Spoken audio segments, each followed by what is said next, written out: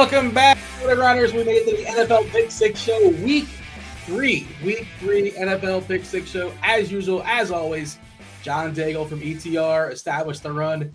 You know Rich Hribar is from Sharp Football Analysis. I'm Dean here from RotoGrinders. Do want to say what's up to those watching us live on the YouTube. I'm seeing the very first comment here on YouTube. Shout out to Carl, who says, I don't want to misquote, my biggest DFS win ever this past Sunday, and that's with tons of Breece Hall and zero Jamar Chase. Couldn't have done it without you guys. Yeah, you guys absolutely crushed this week. In our particular tournament, just a contest amongst ourselves, who crushed the most? I was dethroned. Shout out to Rich Hribar. We'll be talking about our movie we watched, Friendship, much later in the show after all the football, and Rich will assign a movie for us to watch and discuss for next week. Rich, how are things? Welcome to Wednesday night. It was good. We talked about last weekend, the week 2 kind of like the first weekend to get in the workflow. This week's gone a little bit better. Still very tired, but that's okay. We've got a fun slate ahead again. I'm looking forward to week 3 coming off a really good week 2. So I'm excited to talk to you guys. Hribar took down the contest with just the 5 of us too. It's not like this big old contest, just the 5 of us, including Rob and producer TJ with a 2-a-double. The balls of Rich. And I played a decent amount of 2-a-doubles out there too in the world. Yeah, it wasn't pretty, some of those throws, but it kind of got the job done. Man, it's still kind of a mess with Miami. Thankfully, we don't have to talk about them because they're on a Thursday night. We focus on the main slate, 13 games, big boy slate, 9 early, 4 late. Also, 4 potential swaps as far as quarterbacks. Burrow out for Browning. McCarthy out for Carson Wentz. We don't know about Jaden Daniels on a Wednesday night. Marcus Mariota possibly jump in there. I did see a report they would err on the side of caution, which I guess, we'll see. Well, stay tuned. It's Wednesday night. And then Tyrod, T-Mobile. Tyrod Taylor back in our lives with Justin Fields sidelines. How was the waiver wire, Daigle? I got Juwan Johnson over Harold Fannin Wright, and that's really the only call that matters right now because the wide receivers between Kayshon Boutte, Troy Franklin, they're all just kind of jumbled up right now, and everyone's waiting for one of them to emerge. Is it not Booty? Is it Booty? I feel like I say it different every time. Him and Ayomanor or Ayomanor. I keep saying Ayomanor, and I've heard it pronounced 4 different ways. I just say it different every time. Like, why are there so many vowels in this name? Yeah. We may get a return for Brock Purdy. He may come back for week 3. Just kind of keep an eye on that. We also lost. No, is that not happened, Rich? They're saying it feels like Kyle Shanahan bullshit. It's just nonsense. Okay. We'll see. Silly me. I stepped on the rake again. I was believing him. But we do have Aaron Jones out, so it's Jordan Mason week. We'll talk about that. He's going to be crazy chalk for sure. Daigle, how are things? Welcome to Wednesday. Doing wonderful. Like Rich, it's been busy and did get a better grasp. We're still not healthy right now, but going to bed at 8:30 and waking up at 5 a.m. I'll take that a Tuesday to a Wednesday. Hopefully everything will be flowing much better next week. But other than that, we cooked all together. Hopefully someone outside of Carl's also pieced it all together correctly. But everything we talked about, including overplaying the Lions, if you were to play that game, it was all right. I know our own TJ played 4 Lions. That's the way I would have attacked it as well. So let's see if we can get on the right calls again this week. And the Lions were relentless, dropping a 50-burger. They swept the leg. They showed no mercy, going for it on 4th down, with 4 minutes to go, throwing the ball, sticking it to Ben Johnson. But, they just needed one more touchdown on the board, I suppose. Yeah, every line basically got there last week. All right, first time of the show. First time, it's 3 games. We focus on the 3 main games as selected by John Daigle. We circle back and talk about our favorite players position by position. We've not yet discussed. Our first 3 games are laid out by Daigle. First one leading us off. Speaking of we spoke of Detroit, they took on Chicago. Chicago got absolutely waxed. Now they're taking on Dallas. That is our first game, the biggest total on the board by far, right? 50.5, the only one in the 50s. Closest one, I believe, is Denver and the Chargers at 45.5, depending on how the lines have changed in the last 6 hours or so. But yeah, game number 1 in Chicago, Dallas there, and defense optional. I guess that's why we have the big boy total here. Daigle, start wherever you want to start. You're going to know within the first couple drives whether we get this game right or not. These two defenses obviously ranked bottom 2 in completion percentage over expected, 32nd and 30th in yards per play allowed, just getting diced for chunk plays as well. And that's why it's an interesting conversation around, let's start with Caleb Williams' side. Because as we discussed last week, it always comes down to whether Caleb Williams is under pressure or not. This year so far, 4.4 yards per attempt with an interception, 6 sacks whenever the opposing pass rush has reached him. However, when we're talking about the Cowboys defense, we're talking about can you pressure anyone without Micah Parsons? And last week, Russell Wilson did prove that if you leave open, this is a different quarterback, but he will dice you up. Was literally operating from a clean pocket 80% of the time, and he averaged over 11 yards per attempt. Right now, if we're talking about a quarterback who is going to be operating from a clean pocket, not having much stress in the back, Caleb Williams is at least one of only 7 quarterbacks with a grade over 90 from a clean pocket on Pro Football Focus. And that's because he suffered from 3 drops as everyone's still figuring out Ben Johnson's offense. He's averaging over 8.5 air yards per attempt when he does get time to look downfield. But that's also looking at it from a glass half full. I think when we're operating in DFS, we're talking about Caleb Williams being the cash game quarterback, which we always talk about, trickles into tournament ownership. And now zooming out, we're asking, okay, if we don't want to play it, how does it go bad? What's the argument making there? And that's easy because this Cowboys defense under Matt Eberflus have played literally all of their defensive snaps from zone coverage this year at against zone when he has not been pressured. So clean pocket, look around, zone defense. Only Tyson Bagent has a lower catchable pass rate than Caleb Williams. So that's how this game could fail, is that Caleb Williams just did not complete the passes and get chunk gains here.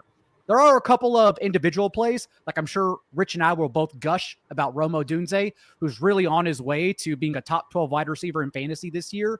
But at least when talking about should we play Caleb Williams into ownership, that's both the angel and the devil argument for you. Yeah, Rich, how do we feel about Caleb? Is he better or worse than the current state of Russ Wilson? It all comes down to the pressure at Caleb. I don't know if Caleb's gonna be the cash game quarterback. I don't know if the fantasy community has the heart to like just make him be like the locked in popular play. He's so vilified by the community. We'll talk about the other one in the next game. We'll see. I actually have not looked at any like potential ownership. Well, first of all, if Jaden Daniels doesn't play, Mariota is going to be the 100% the cash game quarterback, but we'll have to wait till Friday because Dan Quinn said that Daniels has to practice in full to play this weekend. So, but we'll get there though with him. But I think it's interesting because, we've seen Rome. The reason we were on Rome last week was because of the aggressive nature of the Detroit defense. And it was a small sample, but he had pretty good man coverage splits. He's now been targeted on 47% of his routes against man coverage. And it's only a 2-game sample. Only 18% though against zone. So there could be some signal here that maybe it's a little bit more evened out this week. A lot of people might be chasing those Rome points. I don't think it's necessarily chasing points in because I think everyone in this game is in play. Like if you have a flavor, I'm probably not going to push back on it. It could be a spot though for DJ Moore to get a little bit involved. He's been really playing sidekick these first 2 games. No one's played more cover 2 than the Cowboys to open up the season. And they have not seen a lot of cover 2 because, again, 2-game sample. They face the man coverage team. And Brian Flores runs so many exotics in week 1, too, that it's kind of got to put an asterisk next to everything that they faced in week 1. But DJ Moore is actually in the team lead in targets against cover 2. So maybe we even get a little flop lag for DJ Moore while people chase the Rome points. Or you just run the doubles, right, with the Bears, because you can always get like dudes like Zacchaeus involved, or like you could try to chase whatever Ben Johnson's going to play Colston Love this week or not. But the fact is he's not playing either of his top 40 picks yet. So it's hard to take like a shot on some of these other guys like Cole Kmet and Zacchaeus. Jump on over to Dallas, Rich. Dak, Lamb, Pickens, pretty clear and obvious. Is Javonte Williams going to keep getting away with this? Is he better than we suspected? I say we in general. He was just kind of poo-pooed, and everybody's like, well, they have no running game, and he's been getting the job done for 2 weeks at least, and he's got the Bears, pretty big total here as well, favorite on the road. How do you like Dallas?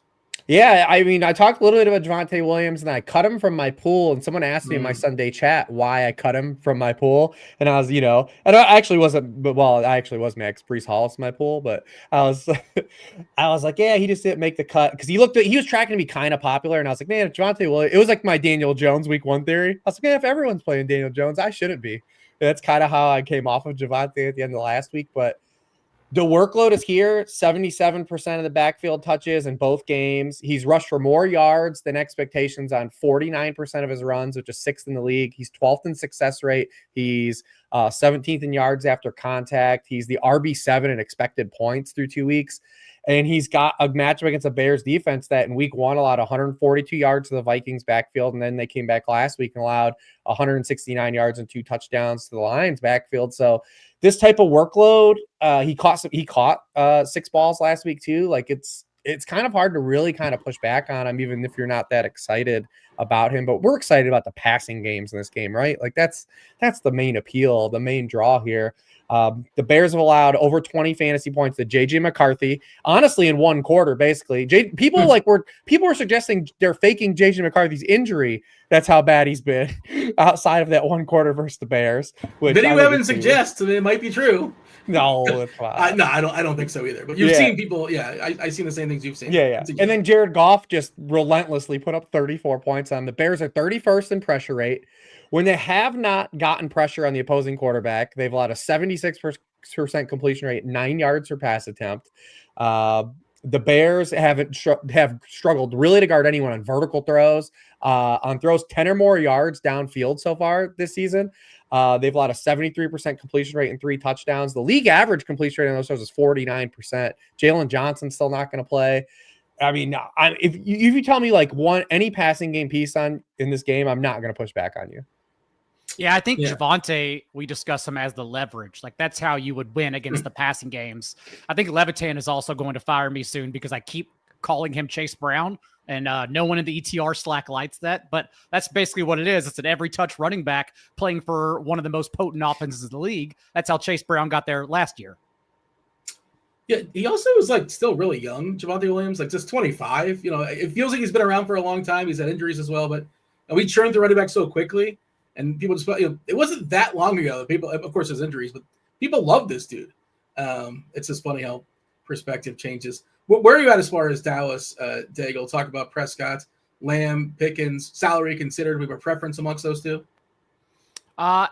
Salary, it's still Lamb for me. Look at his last 5 game twos, over 90 yards and or a touchdown in all of them. Really just coming together, and obviously would have had a much better game in week 1 had he not had the multiple drops. Also, when I'm looking at this game and thinking about how I'm going to play it, like, yes, it reaches its ceiling through the passing game, but also the Bears are one of those teams that have played a lot of zone coverage to open up. And in being one of the most intelligent pre-snap diagnosers, is that a word?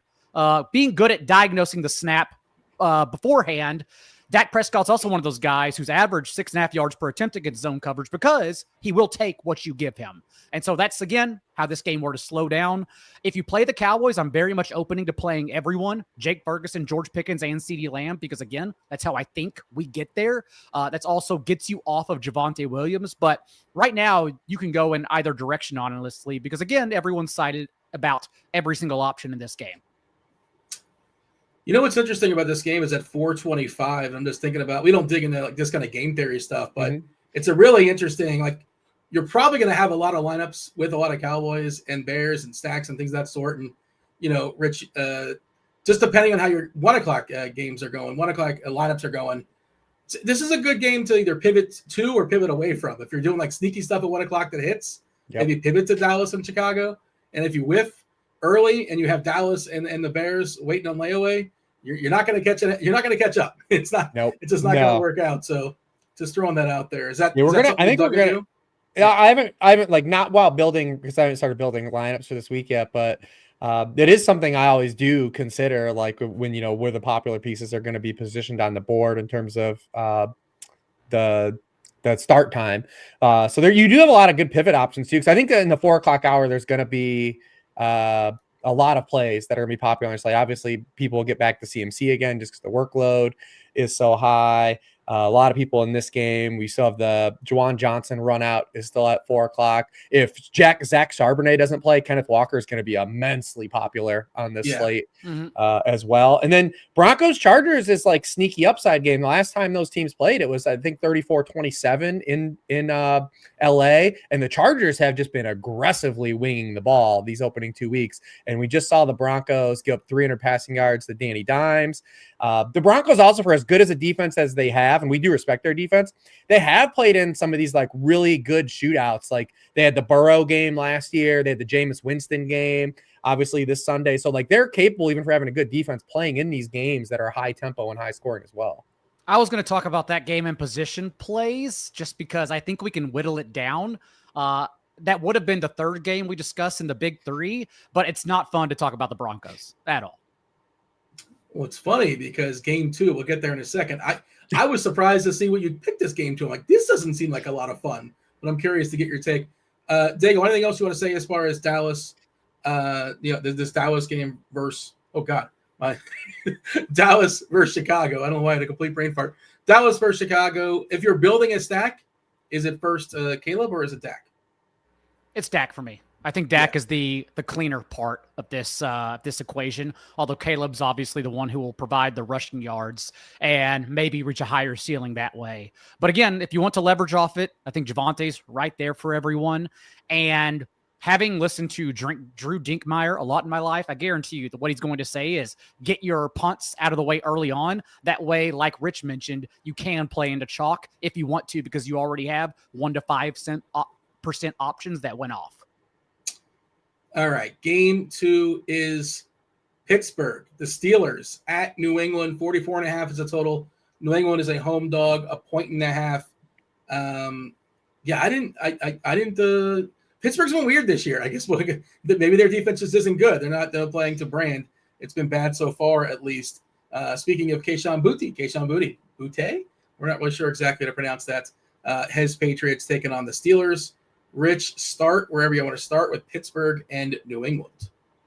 Yeah, I mean, I assume Daigle started this just because both these teams are giving up so many explosives on defense. You said even the Tua double got there last week against the Patriots. We'll see if Christian Gonzalez like miraculously turns that like completely around. I would assume that just having just him back doesn't completely flip their defense into being good, but we'll see. Early in the season too, like a lot of these things will change. Like remember at this point last year, like we were talking how terrible the Eagles defense was. And like then they were literally like the 85 Bears like from week 4 on. And so the Saints were the best offense. Yeah. And the Saints were literally had like 100 points like at this point last year. So like things still will change. We are fluid. We're playing a fluid game, and teams are figuring some stuff out personnel wise. But both of these teams have given up a ton of explosives through 2 weeks. The Steelers literally just don't have any bodies left. That's the problem. Joey Porter Jr. is out. There was a commentary this week today that it sounded like he's not going to practice this week. Deshaun Elliott's been out. Defensive tackle Derek Harmon's been out. They lost Alex Highsmith. He's going on IR. Isaiah Loudermilk is injured as well. So like they're down 5 starters already in week 2, coming into week 3. So that lines up for to run Drake May back. They've allowed 9.9 yards per pass attempt to Justin Fields, then 8.9 yards per pass attempt to Sam Darnold. It's not like the schedule like they've run into world beaters either to open the season. So you get it. We saw a little bit more running from Drake May. So that kind of is just where I think like Daigle is kind of looking at it as saying like, hey, we've got 2 teams giving up a lot of chunk plays. We've got probably some pieces that won't be immensely popular. So let's talk about them. Yeah. All right, Daigle. If everyone's concentrating on like Cowboys Bears being the 2 worst defenses, and they are on this slate, like if that game were to fail, like the next 2 worst defense in the entire league, at least in week 3, are featured in this game. And I have a lot of respect for Mike Vrabel. I think it will get pieced together eventually, but at least right now, what they're putting on the field is not stopping anyone, and it's helping out everyone. Not only did Justin Fields have, 9.9 yards per attempt in that game, he also had 13.5 yards per carry. Like that's just the copy paste for Drake May that we did from week 1 to week 2. Drake May gets there last week with his legs. I can certainly imagine him getting there again with his legs. And then how you stack them up is that this Steelers defense is still allowing a league high completion rate on throws 10 yards deep. And that's exactly where Kayshon Boutte, I don't know, but that's where literally 100% of his targets have come from. So I also think the stacking for Drake May is quite easy if that's the direction you want to go. Yeah, I'm still bitter about all the Henrys let me down last week. Derrick Henry and Hunter Henry, massively disappointing. I assume we could still play some Hunter Henry. Is Diggs just not happening, or we're still waiting for him to be 100% with his leg? I know. Shout out to him and Cardi B. They have a child coming, so shout out to Steph Diggs. But shout out to them. Shout out to them. Good for them. But on the field, he's really, really cheap. I don't know if he's cheap enough. He's 4.8 currently on DK. Booty's basically the same price. As much as we want Henderson to be a thing, that doesn't appear to be happening anytime soon. It's Stevenson's job mostly, it seems. I think you guys correct me. I think blocking is the issue here. I think he had 3 holdings last week, if I'm not mistaken, as well. Yeah, gave a sack, had 3 holding penalties. Yeah, which is troublesome. It doesn't matter how good you are if you keep getting. He only played 5 snaps. He only played 5 snaps in the second half. Yeah. They just didn't trust him. We also, the first drive of the game, though, we saw Antonio Gibson play in the red zone. It wasn't even like a thing afterward. Like, he came in the red zone early in the game. So that was also really weird to see him involved early. I've always been an Antonio Gibson truther, but not to where I want to see him, playing better than Henderson. Yeah. See him playing. It's like Tyler Bidet. I was like, ooh, I liked him coming out of college. It's like, now get the hell off the field, Tyler Bidet. Like, I don't need you in my life in this backfield. Daigle, can we pick on this New England defense with Aaron Rodgers? Is that something we have to consider as far as sacks? We're talking about like, a la carte pieces, like a DK Metcalf or something like that. It sounds like you like the Patriots more than the Steelers, but tell me otherwise.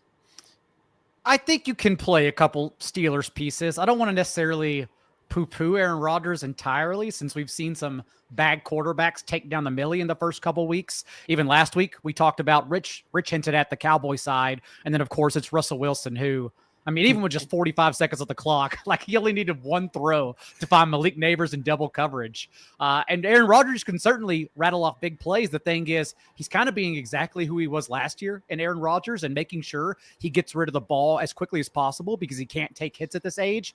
He's literally dead last in the league in air yards per target, under 4.5, because, again, he's just peppering everyone underneath. And so that's why I naturally get to Jaylen Warren here. New England's allowing the 4th most receiving yards per game to running backs. Warren's share of the team's backfield touches increased from 54% to 67% in week 2. And that's not even his ceiling. Like, obviously, he can get higher than that, especially after the positive comments that Rodgers mentioned earlier this week. Not to mention that 68% of the rushing yards that New England has allowed have come after contact. So I think I do like Jaylen Warren quite a bit in a ceiling game here if I were to play New England's side of the ball. And Caleb Johnson is just so buried right now. Still is not a positive rushing yards on the season. 2 attempts for -1 yards. He's not going to end up there, I don't think, but he has the Tank Bigsby rookie run out going right now, where every single time he touches the ball, it's like, oh no, it can get worse. He had that goof up on the kickoff. Yeah, he touched the ball there. It didn't go. He was a first rounder, second rounder, second round. He was a third rounder. Oh, okay. Never mind. I thought he was, but still, some draft equity there, and not quite working out. Rich, you're going to pick one piece on Pittsburgh. Who is it? Yeah, I guess I'd lean Warren. If Gonzalez is out, it would be DK.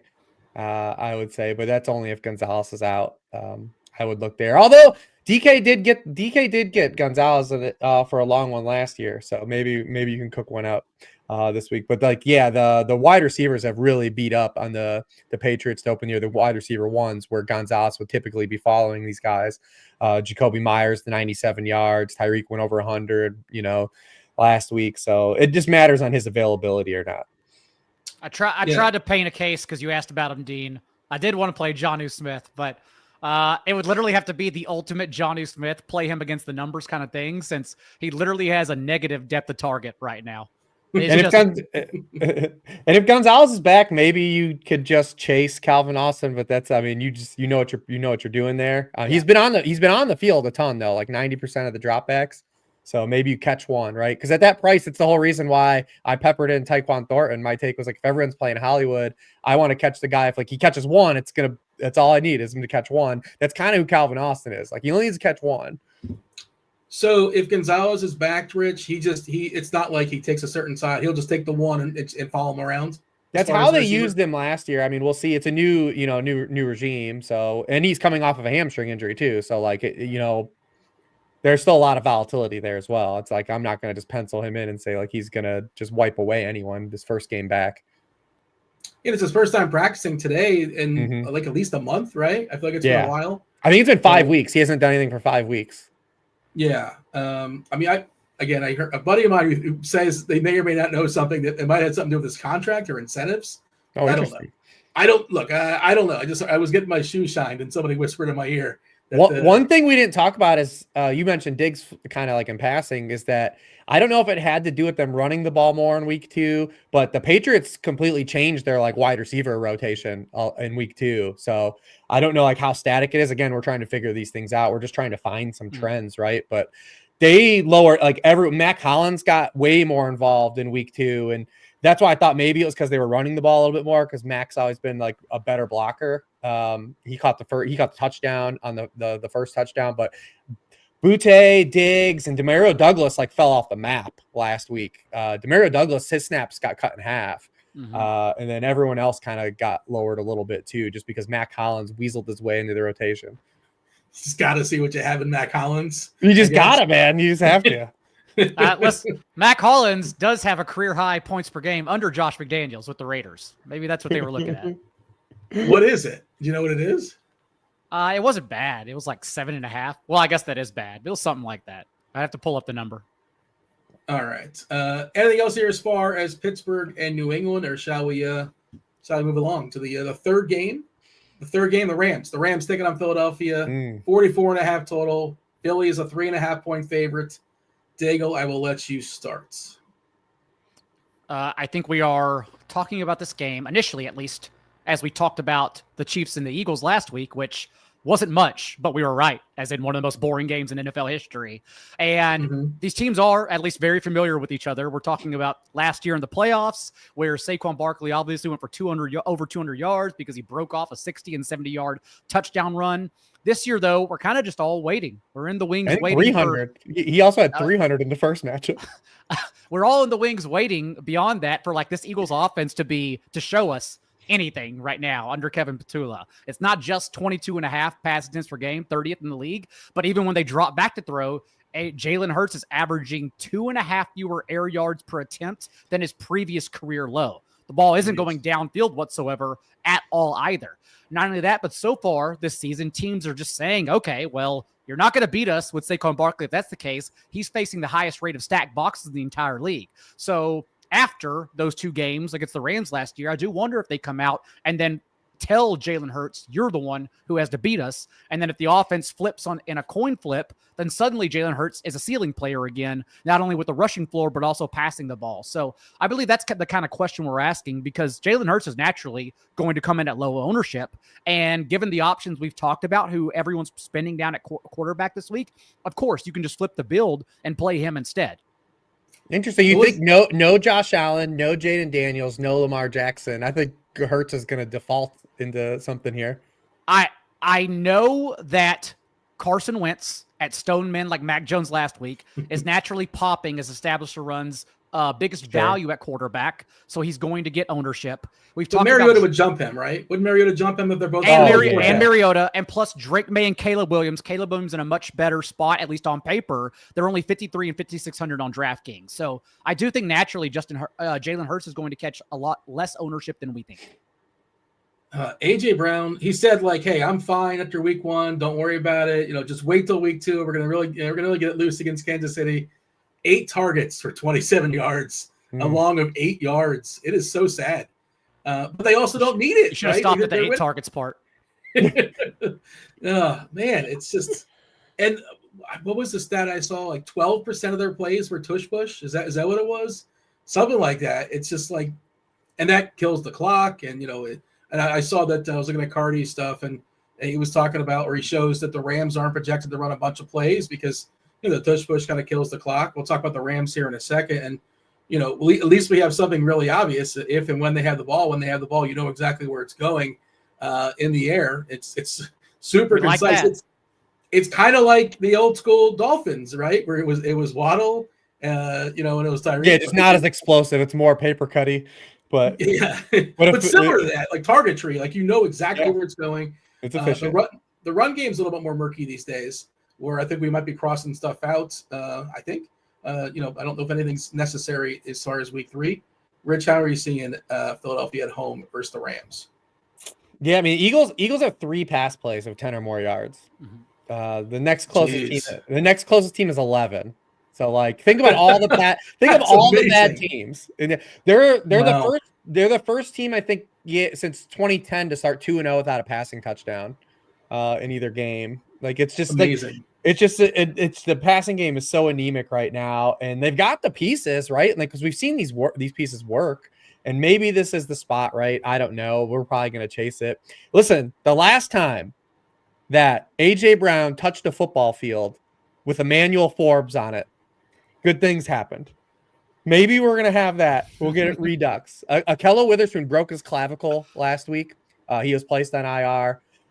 With Witherspoon on the field last year in the 2 matchups, AJ Brown only caught 4 of 10 targets for 54 yards. With Witherspoon off the field, he caught all 4 of his targets for 69 yards and a touchdown.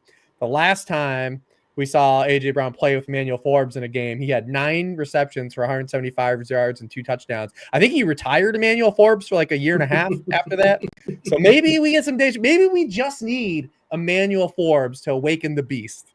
So maybe we get that, but it's really hard to take like a lot of blind faith and place it in this Eagles passing game because it's a new coordinator. They're not doing anything creative. Everything's just real static out of the shotgun, very little motion, nothing downfield. It's rough, right? I get it. It's hard to place faith in it, but if there ever was a time, we'd have to rely on Emmanuel Forbes. It also looks like Goddard's coming back too to throw another like.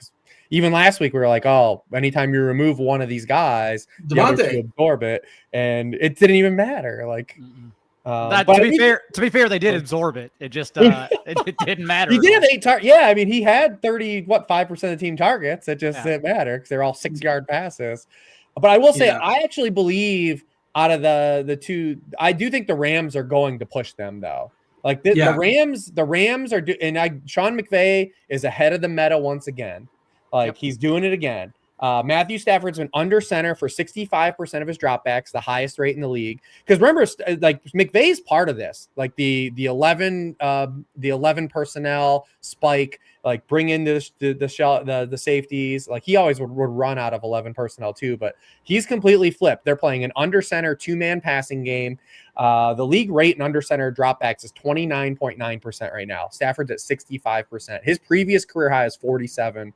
Wow. And what happens when you get to play under center? What do you get to do? You get to run more motion and you get to run more play action, which has kind of been cheat codes because way defenses like started to adjust because it's not like cover 2 and cover 4 like became new these last 5 years. It's been around forever. But what happened is teams started showing you 1-look pre-snap and then going to what Belichick did to Goff basically in the Super Bowl, like turned into like what became the defensive meta. And now offenses, their counter punches, we're going to move dudes around before the snap now in offense. So now if you're going to play pattern match, you have to change your assignments and do things like that. So you can run play action, you get to run motion when you're playing under center. And the Rams have run a 71% pre-snap motion rate on Stafford's under center snaps and a 77% play action rate. In using pre-snap motion, Stafford has completed 85% of his passes, 9.5 yards per pass attempt. Using play action, he's completed 81% of his passes for 10.6 yards per pass attempt. And using both on the same play, he's 18 of 20 for 10.7 yards per pass attempt.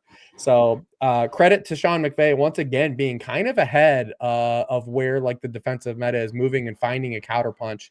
And then we know when they throw the ball, it's only going to 2 guys. He's got 2 receivers in the top 5 in target rate per route run, and Puka Nacua and Devontae Adams. So very easy to get here if you're playing the Ram side. He'll be coaching injured too, right? He tore his patella, his plantar fascia last week. I don't know if you guys saw that, McVay. I saw he avoided surgery, but he got hurt during the game last week. What is that combined, Rich? And is it 70% or so if you combine Puka and Adams as far as targets?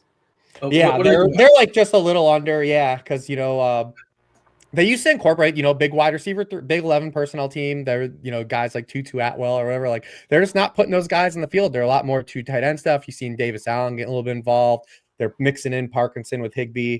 So, I mean, this is a team that's definitely changed its approach, which no one told Nick Caley, I guess, like that you were allowed to do this.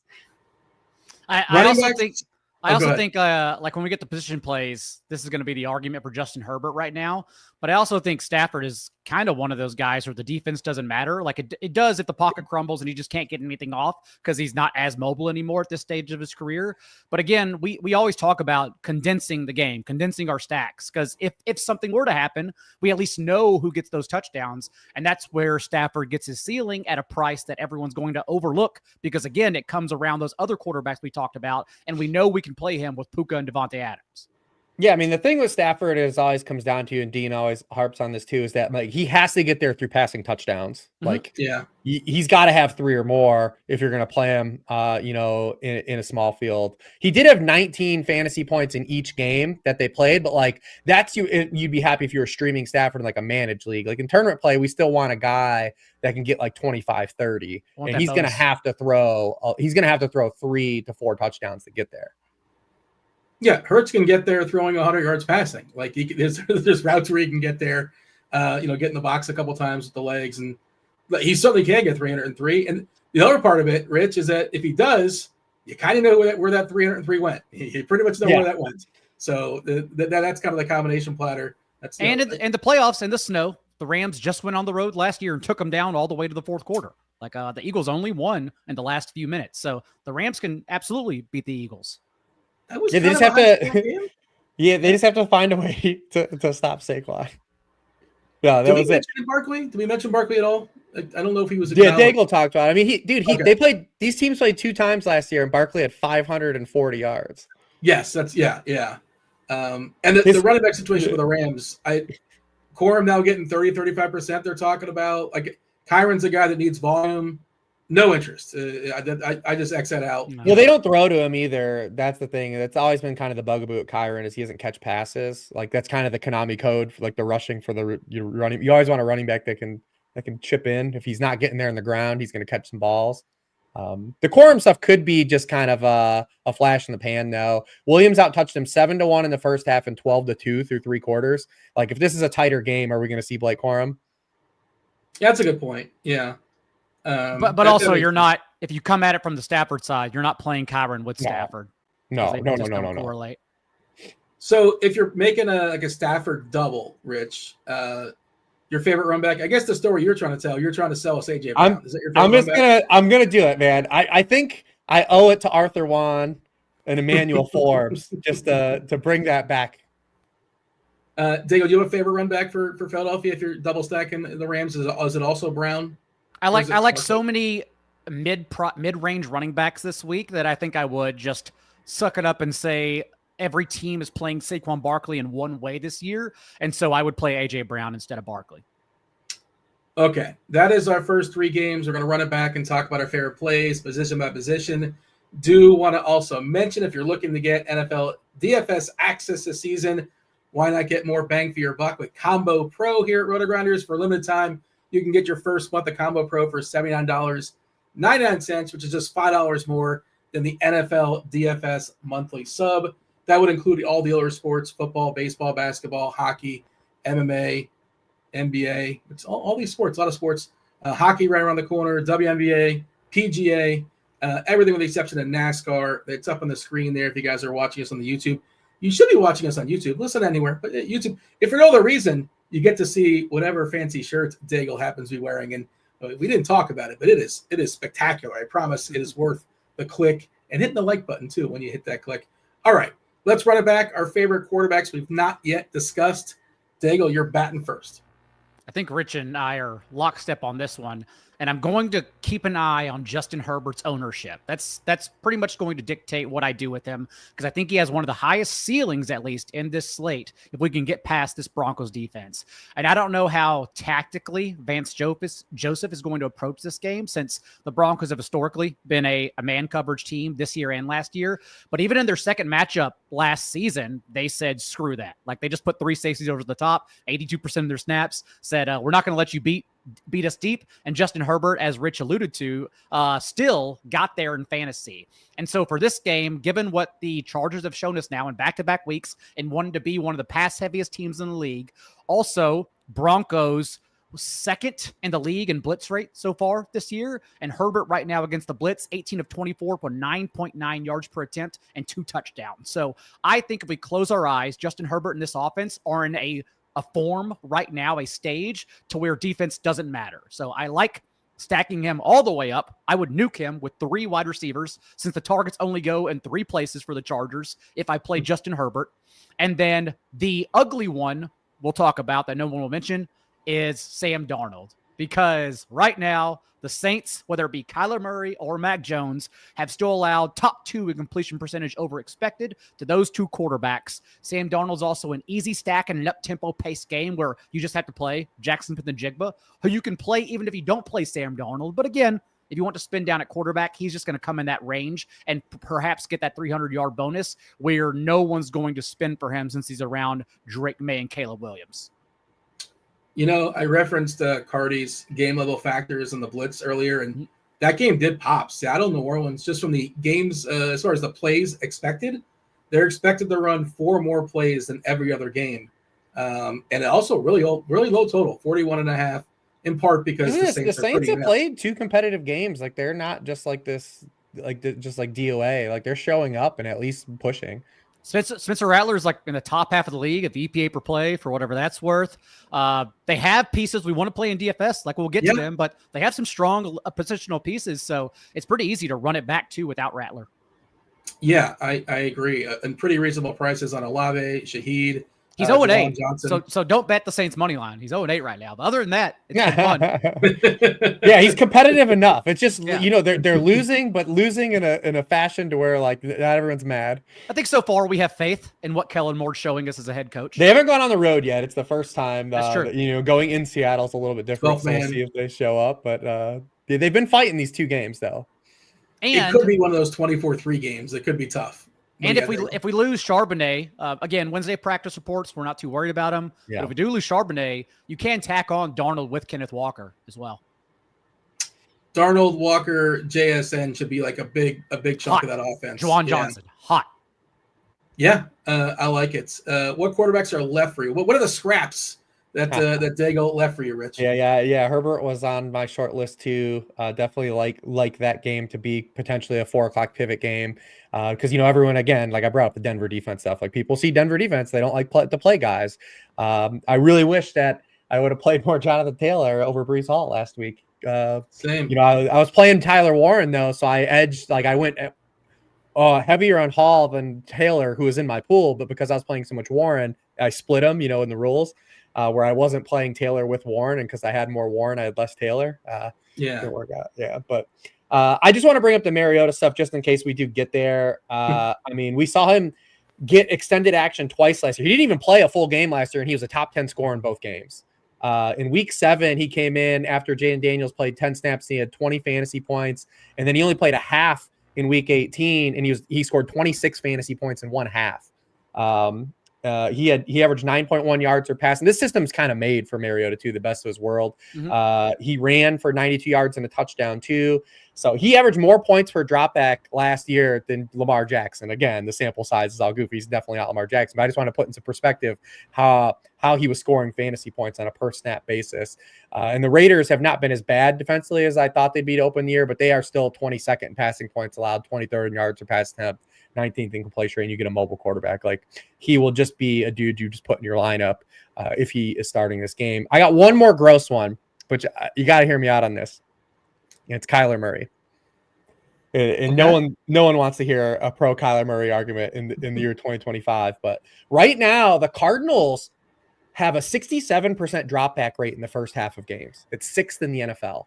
But they've just been way ahead at halftime both games, and they've dropped a 54% drop back rate, 21st in the NFL in the second half of these games. He's 4th in the NFL in quarterback rating in the first half. He's completed 71% of his first half throws, 8 yards per pass attempt, and 3 touchdowns. In the second half, he's 29th in rating, 69% completion rate, 6.1 yards per pass attempt, 0 touchdowns. They should have to stay aggressive here as road dogs and play the whole game.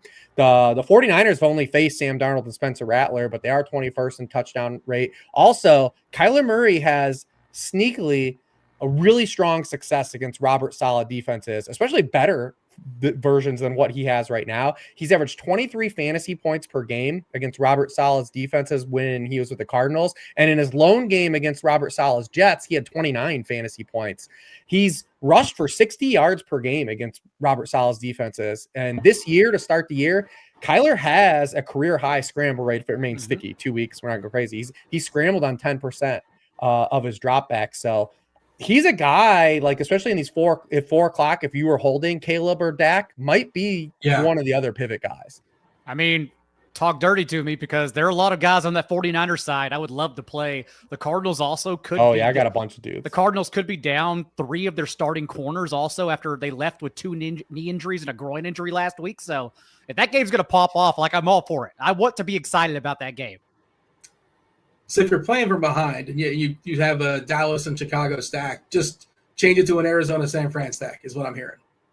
Does that sound about right? Broncos are in the afternoon too, right? Broncos too, because Knicks can run and Herbert's been running. I would say Herbert. Herbert's been running this year, so and we're gonna get to that game, and you could do the other side. I mean, you can also still do if the Cardinals are gonna be missing. Well, they put Garrett Williams on IR today. We'll see if Will Johnson seemed positive that he was going to play this week, but we'll see. They had already lost Sean Murphy-Bunting in the preseason. So like they're deep in the depth chart at cornerback right now. So if we don't see Purdy and Shanahan's doing the gamesmanship thing, Mac Jones is back on the menu again too. So that game in general, like, we've got really strong 4 o'clock pivots. This isn't like last week where the NFL loaded up that schedule and you gave us we have 4 games instead of 3, like we've had the first 2. And it's not because the NFL wants eyeballs on Chiefs, Eagles again. Like, it's kind of spread out this week where we got some good games at 4. Let's just talk season long super quick and then get out of the way. This is kind of like the argument I've been making in the Discord and then the waiver wire all week long, is that everyone wanted to splurge on Jake Browning. And I get it in Superflex leagues because even like Jalen Milroe in some like 14-team Superflex leagues was drafted. There's no one out there. I completely get it. But like, if you have Justin Fields, Jaden Daniels, and you're just missing 1 game, like, first of all, look at the next 2 games where the Bengals have the 7th lowest team total, and then they go into Denver, right? Like, we're not going to start Jake Browning in a league in those 2 games unless we have to. So you just pluck off your 1 patch spot starter in Mac Jones in this matchup, in Marcus Mariota in that matchup. And that's significantly easier than trying to get to a fab war for Jake Browning. Daigle, what is the most memorable sit question you had this week? Someone asked me who they should stash, which quarterback for week 5. And I said, my brother in Christ. I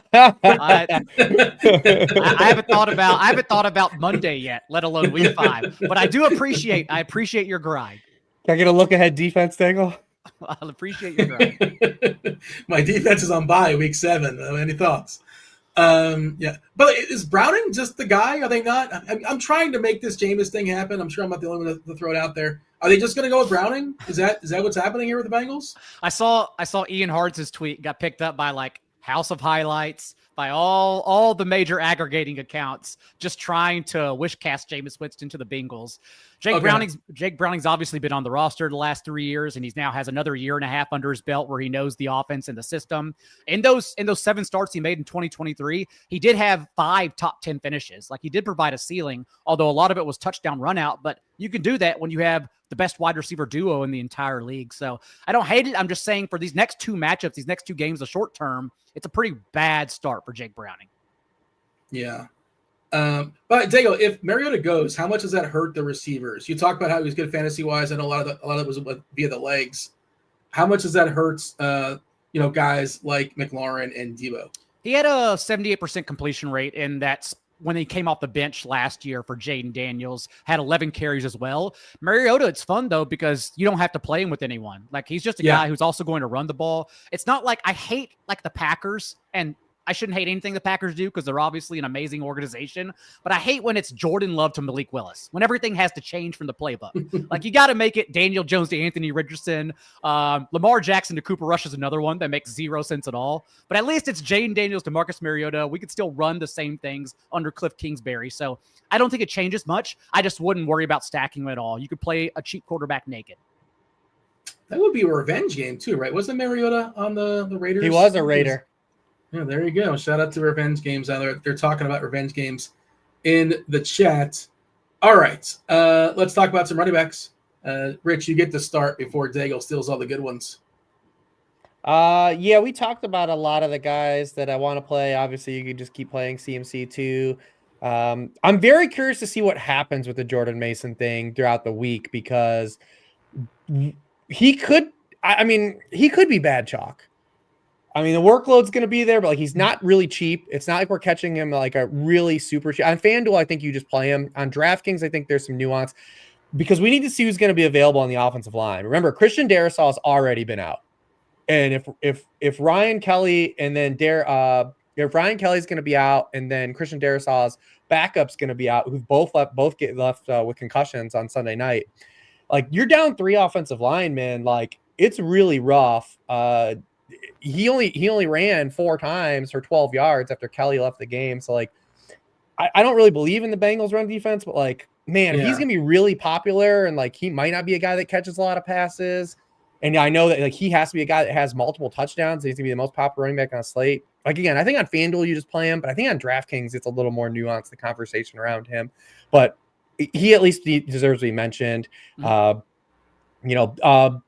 Robinson definitely stands out to me though as a guy to pay up for. We've seen him now do it both ways, right? Week 1 it was through the air. Week 2, it was on the ground. He's kind of has that dual usage. Carolina is still going to be without Tershawn Wharton in this game, who's out with a hamstring injury. The Atlanta Falcons ran all over the Panthers in both matchups last year. He had 30 touches for 170 yards and 2 touchdowns in the second game, 18 touches for 105 yards and 2 touchdowns in the first game. So, I mean, Bijan Robinson's a guy I think I'm just going to just pay up for and plug into my lineups this week.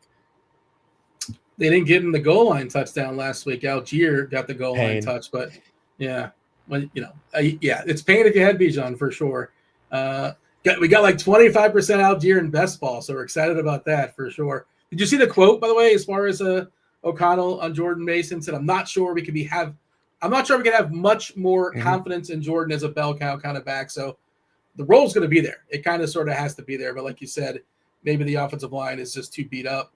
Daigle, any comments on the names thrown out there? Feel free to add some to the conversation. Like them. I'll add a few more I have, beginning with Alvin Kamara. If you want to play that game as a whole, the Seahawks are allowing the most catches per game to opposing running backs.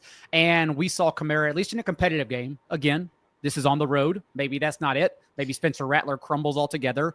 But we did see in a competitive game, they will just eliminate Devin Neal entirely as Kamara handled 82% of the backfield touches. So like him, sneaking him in there.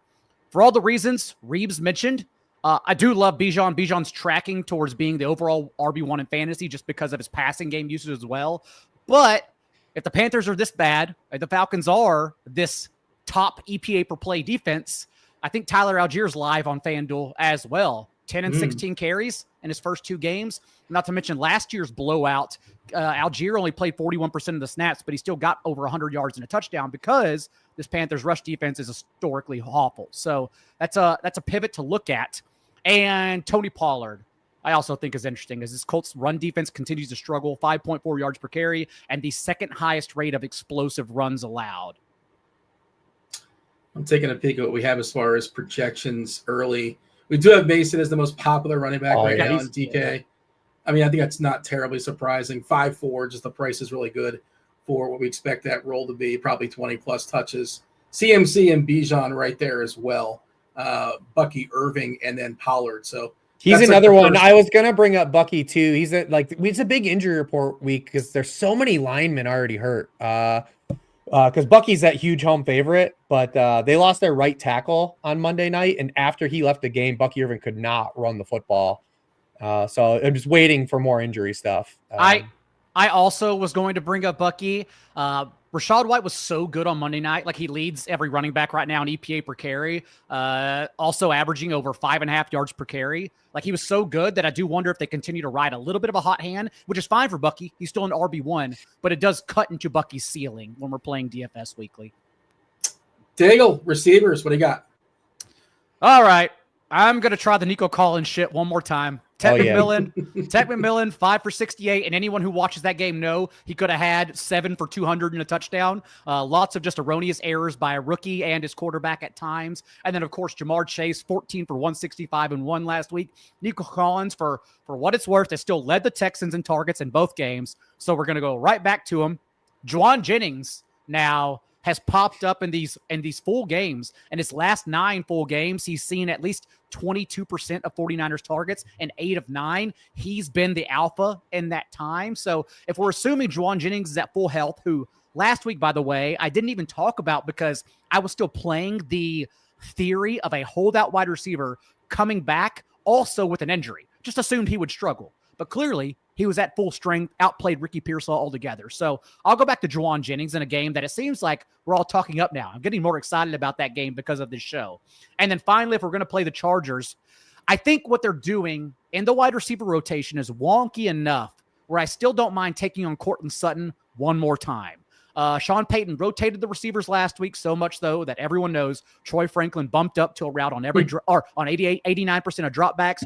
Troy Franklin's the one who had a 30% target share. Maybe that's the case. Maybe we should spin down for him instead.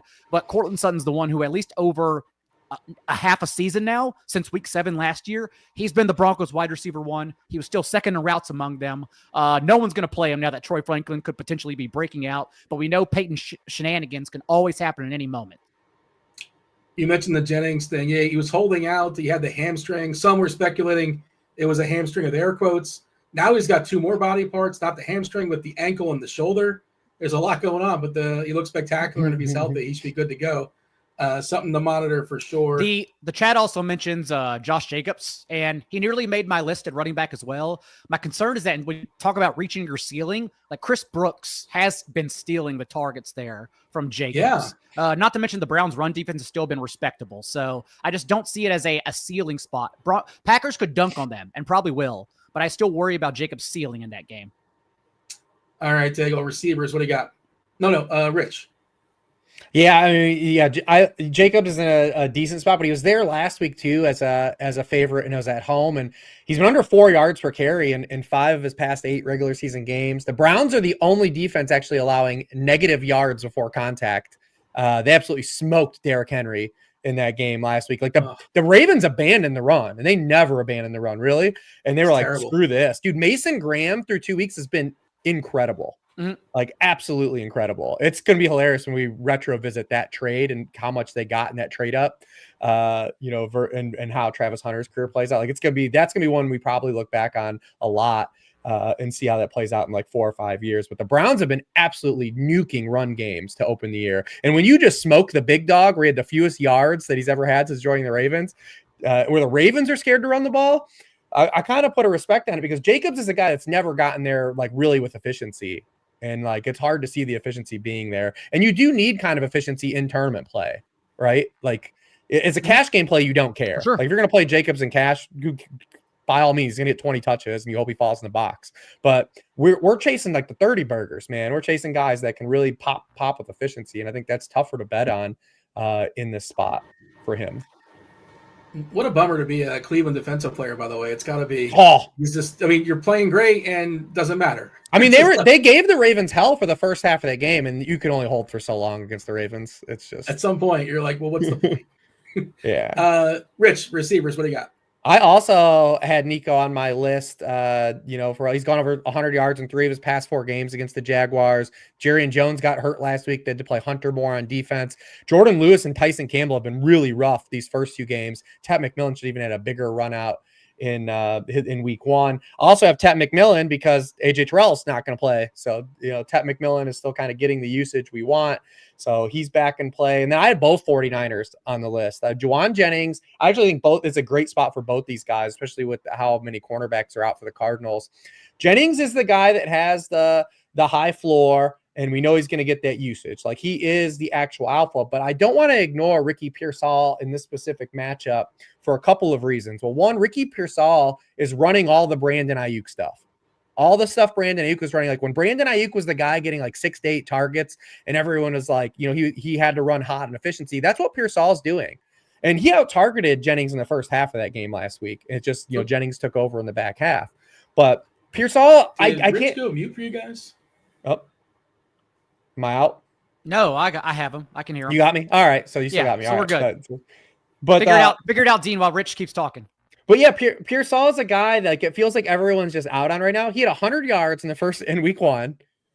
He's averaging 20 yards per catch, and he's in a Kyle Shanahan offense in a spot that where historically in this type of matchup where you face like this heavy zone based team that doesn't get pressure, these are where Ayuk would smash, right? If you go look at Ayuk's highest yardage games, guess what? 2 of them came against Jonathan Gannon defenses.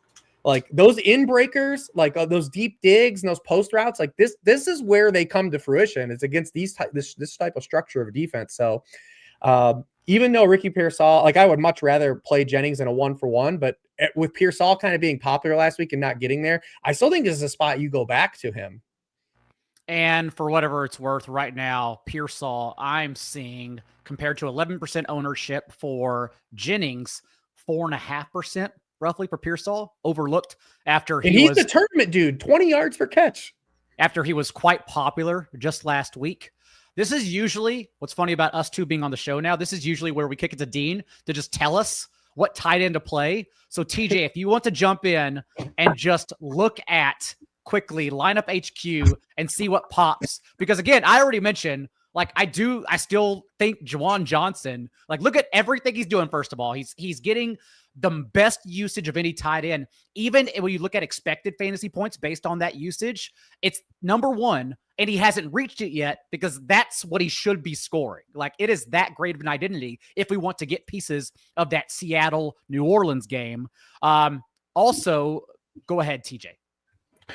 Juwan Johnson was the guy that I personally was going to say, like, I just absolutely love him in this spot. If you look at the RotoGrinders projections right now, the top option for point per dollar is Tyler Warren, with next just saying to spend all the way up to Trey McBride. And then if I were to pivot to the Blitz, we are looking at, again, saying to pay up for Trey McBride or Brock Bowers or go down to the likes of Zach Ertz or Jake Ferguson. And Jake Ferguson, I imagine, would come naturally with Caleb Williams. Rich, did you have any tight ends to mention? I thought this was just keep playing the hits. I think we keep playing the hits that have been the 2025 hits. Juwan Johnson leads all tight ends in routes run. They're gonna drop. They've been shown that they're willing to drop back and throw. So, and he's also got 3 red zone targets and 2 end zone targets. So you get touchdown equity with him as well. That's why I like him. That's why I thought last week when we brought up the tiebreaker between him and Fannin was the edge, was the touchdown stuff. And then I also just think Fannin, if on DraftKings, is a play, just keep playing the hits, because as great as the Packers have been, the one little thing that they've allowed through 2 weeks is some production to these tight ends, right? Laporta and Ertz have both had solid games. We know the Browns are going to have a ton of dropbacks in this game. So I just think it's keep playing the hits week. Gentlemen, can you hear me? Can you guys hear me? My apologies for my tech. You're welcome back. I don't know what happened, but I just could not hear you guys. I think it was Rich making a fabulous point, and I did not catch the end of it. And you guys have since pivoted to tight ends. Thank you to producer TJ jumping in here. Is Tucker Kraft like a top 3 tight end possibly? And we just don't quite know it, or maybe we do know it. Is he? Is he still too cheap at 4.7? You're talking about Rich. Oh yeah, we did not bring up really Tucker Kraft. And Why? I think that's only because on DraftKings, like they haven't priced him correctly. Like Harold Fannon's still 3,300 and Juwan Johnson's still 3,600 and Juwan's 3,900. So you can go up if you'd like, but that's kind of like they just haven't priced the tight ends correctly yet. Yeah, I mean everything is sort of like relative, and we're still sort of in that start of the season. You're supposed to like your lineups. We're not at week 10 where like everybody's gone up like 20 or 30%. We're desperate for an injury almost. Just like we need something to open up, and it's just not quite getting there. But I think Tucker Kraft is that kind of guy. Like when he took over for Luke Musgrave last year, he led every tight end in yards per catch, yards per reception after the catch. Like that's what he does. He takes a catch, he talks shit on your children, and then runs upfield. He's a dude. Like he's a dog, man. So while the Packers receivers like figure out their rotation and get in and out in 2 and 3 wide sets, Tucker Kraft just stays on the field dominating. Like that's what he does. Yeah, he seems to be. I mean, look, I'm just a dude on the couch watching the games, but he seems to be like an actual separator of position, absolutely legit. Reed being out probably doesn't hurt him either. You talk about the rotation there for the Packers. It's not as murky in the absence of, what is Reed going to be gone for like 6 weeks or so? Mhm. It's going to be a bit, right? And Yeah. I just worry about the Packers offense in that game, because they've shown us that they will lean on Josh Jacobs if necessary. Jordan Love is still leading the league in air yards per attempt. If you give Jordan Love a chance, he's going to throw it downfield, which is a lot of fun. That's how they reach their ceiling. They're fun. They're a really fun offense. But I think you still need a firewall. I think you still need someone to punch back. And I'm not sure. Dude, I don't know though, man, because we would have said that about the Ravens last week. That's true. You're right. And I just wonder if the Browns' run defense is that good, where like I was toying around with the idea of like, because the Packers have this, they have a 25-point team total, right? Like we believe they're going to find a way to get there. And it's like, man, if the Browns' run defense is this good, like, and we saw, but maybe it's just like Lamar last week where the whack-a-moles catch touchdowns because you have to play this game with the Packers receivers every week, right? Like, because Dobbs could catch a touchdown and not matter still. Like that's the worst part. Is like no one, like you're not projecting any of the Packers guys outside of Kraft to like really like go nuclear on their own. But I do wonder if the Browns' run defense is that good to where some like it pushes these teams that we historically would say, hey, when they get ahead, they'll run. Maybe they keep throwing.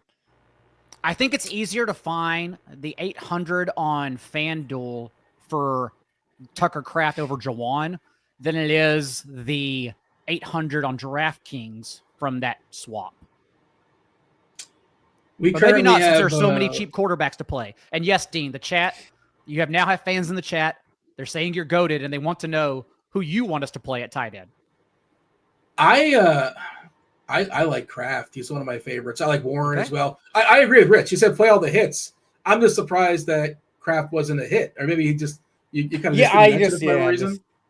I was thinking like those cheapies, right? Because we know kind of like the last couple of years, like the DFS meta has been you either pay for one of the dudes that you can afford at the top, or you just pay down. Like no one's really shopping in the middle. That was kind of my thesis on Tyler Warren last week, and that's kind of where Kraft is this week. He's in that limbo where most gamers would rather just pay down at tight end and then pay, go somewhere else instead of that middle ground. But he's right in that nebulous zone.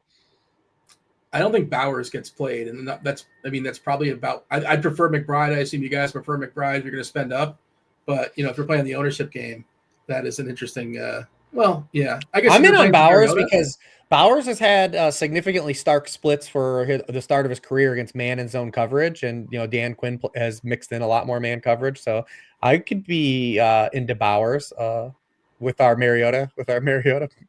Is there anything with the knee or any concern, or we assume he's fine? Maybe it's guesswork. Who knows? Okay, I'm just curious if you had any takeaways from, he played through it. Obviously, I don't know if he's just like not 100%. And if he was even if he was healthy, like Monday night, I don't know the Raiders do anything. Like Jesse Minter just gamed him out of that game. I mean, Geno Smith was so bad in that game. So he just didn't know he didn't know what to do when he can't throw 15 yards downfield. Like his head just lost it. He was shook. He threw a ball away on a fourth down. He was so shook. How would we be looking at Cincinnati, Minnesota if Burrow was playing? Like we would be talking about Jefferson and Chase, and it's so different. 41.5 is the total. Because then we'd still have McCarthy. Well, I guess you could play McCarthy. Yes, he had one good quarter, right? He had that one good quarter, and otherwise, we'll see. Against the Bears defense that's now featured against the Cowboys. I feel bad for him because the dude, he spent a night at a hospital. He had a newborn baby. He spent one of the nights at the hospital. Like, it was tough, man. It was tough. Everyone was dunking on him. Yeah, I think the bigger some ups and downs. I think the bigger issue for Minnesota in that game, like even if Carson Wentz becomes popular at the stone minimum, the Vikings could be missing 2 offensive linemen.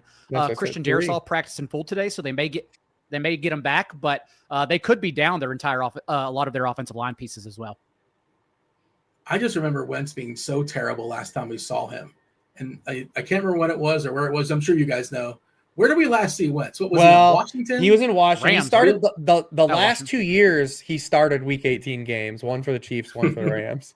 But how did that go? I was in India for the Chiefs game, so you're gonna have to remind me. That one was real bad. The Rams game, he was actually okay. He oddly ran like 11 times in that game, which was his thing. I would have taken the under on 11. I didn't know it was that many rushes. Yeah, he had like 11 runs for like 60 yards and a touchdown in that Rams game. But it was like a preseason game. Like, it's tough to take anything away because those are really like preseason games. We kind of flew through this slate. Typically, like an hour and a half, hour and 25 minutes. The over is a pretty good bet, but we knocked it out in like an hour and 15. An hour and 15. I feel like we talked about a lot too. Like we covered. I the know. slate. Well, this is a big injury report slate too. There's just a lot that we have to wait on for injuries in the slate too. What is the most important injury we're waiting for, Rich? I guess Daniels is pretty important. Oh, the Daniels one is for DFS, just because of you get a cheap dual threat quarterback, right? Like, that's kind of like what we're waiting. And Charbonnet. And like, then Charbonnet is going to, because if you get Kenneth Walker backfield by himself against the Saints at home as a huge favorite, like, there's just no way he's not getting put in like everyone's lineup. 13 games, and if we like get Mariota and Charbonnet out, there's gonna be a lot of like similar lineups. You know, it's gonna even for a 13-game slate, like Cash is gonna be kind of 2v2. So I'm just sort of thinking out loud. I haven't built anything yet, but I'm just kind of thinking about how that might play out. Just a huge slate and maybe some big concentration pieces for good reason. I understand, but yeah, something to keep an eye on as the week progresses. Okay, before we start talking about our movie, we bring on TJ, we bring on Rob as well. Can you give me like a favorite stack? We talk about plenty of stacks, plenty of ideas, Rich, but however you want to take that, like a game stack or just one team, an onslaught, like I love Detroit last week. What is your favorite stack? And Daigle will have one ready in the wings. Yeah, I mean, I'm a 49ers Cardinals fan, and that's Kyler, right? Second Mac Jones week in a row. Second game. I think both ways.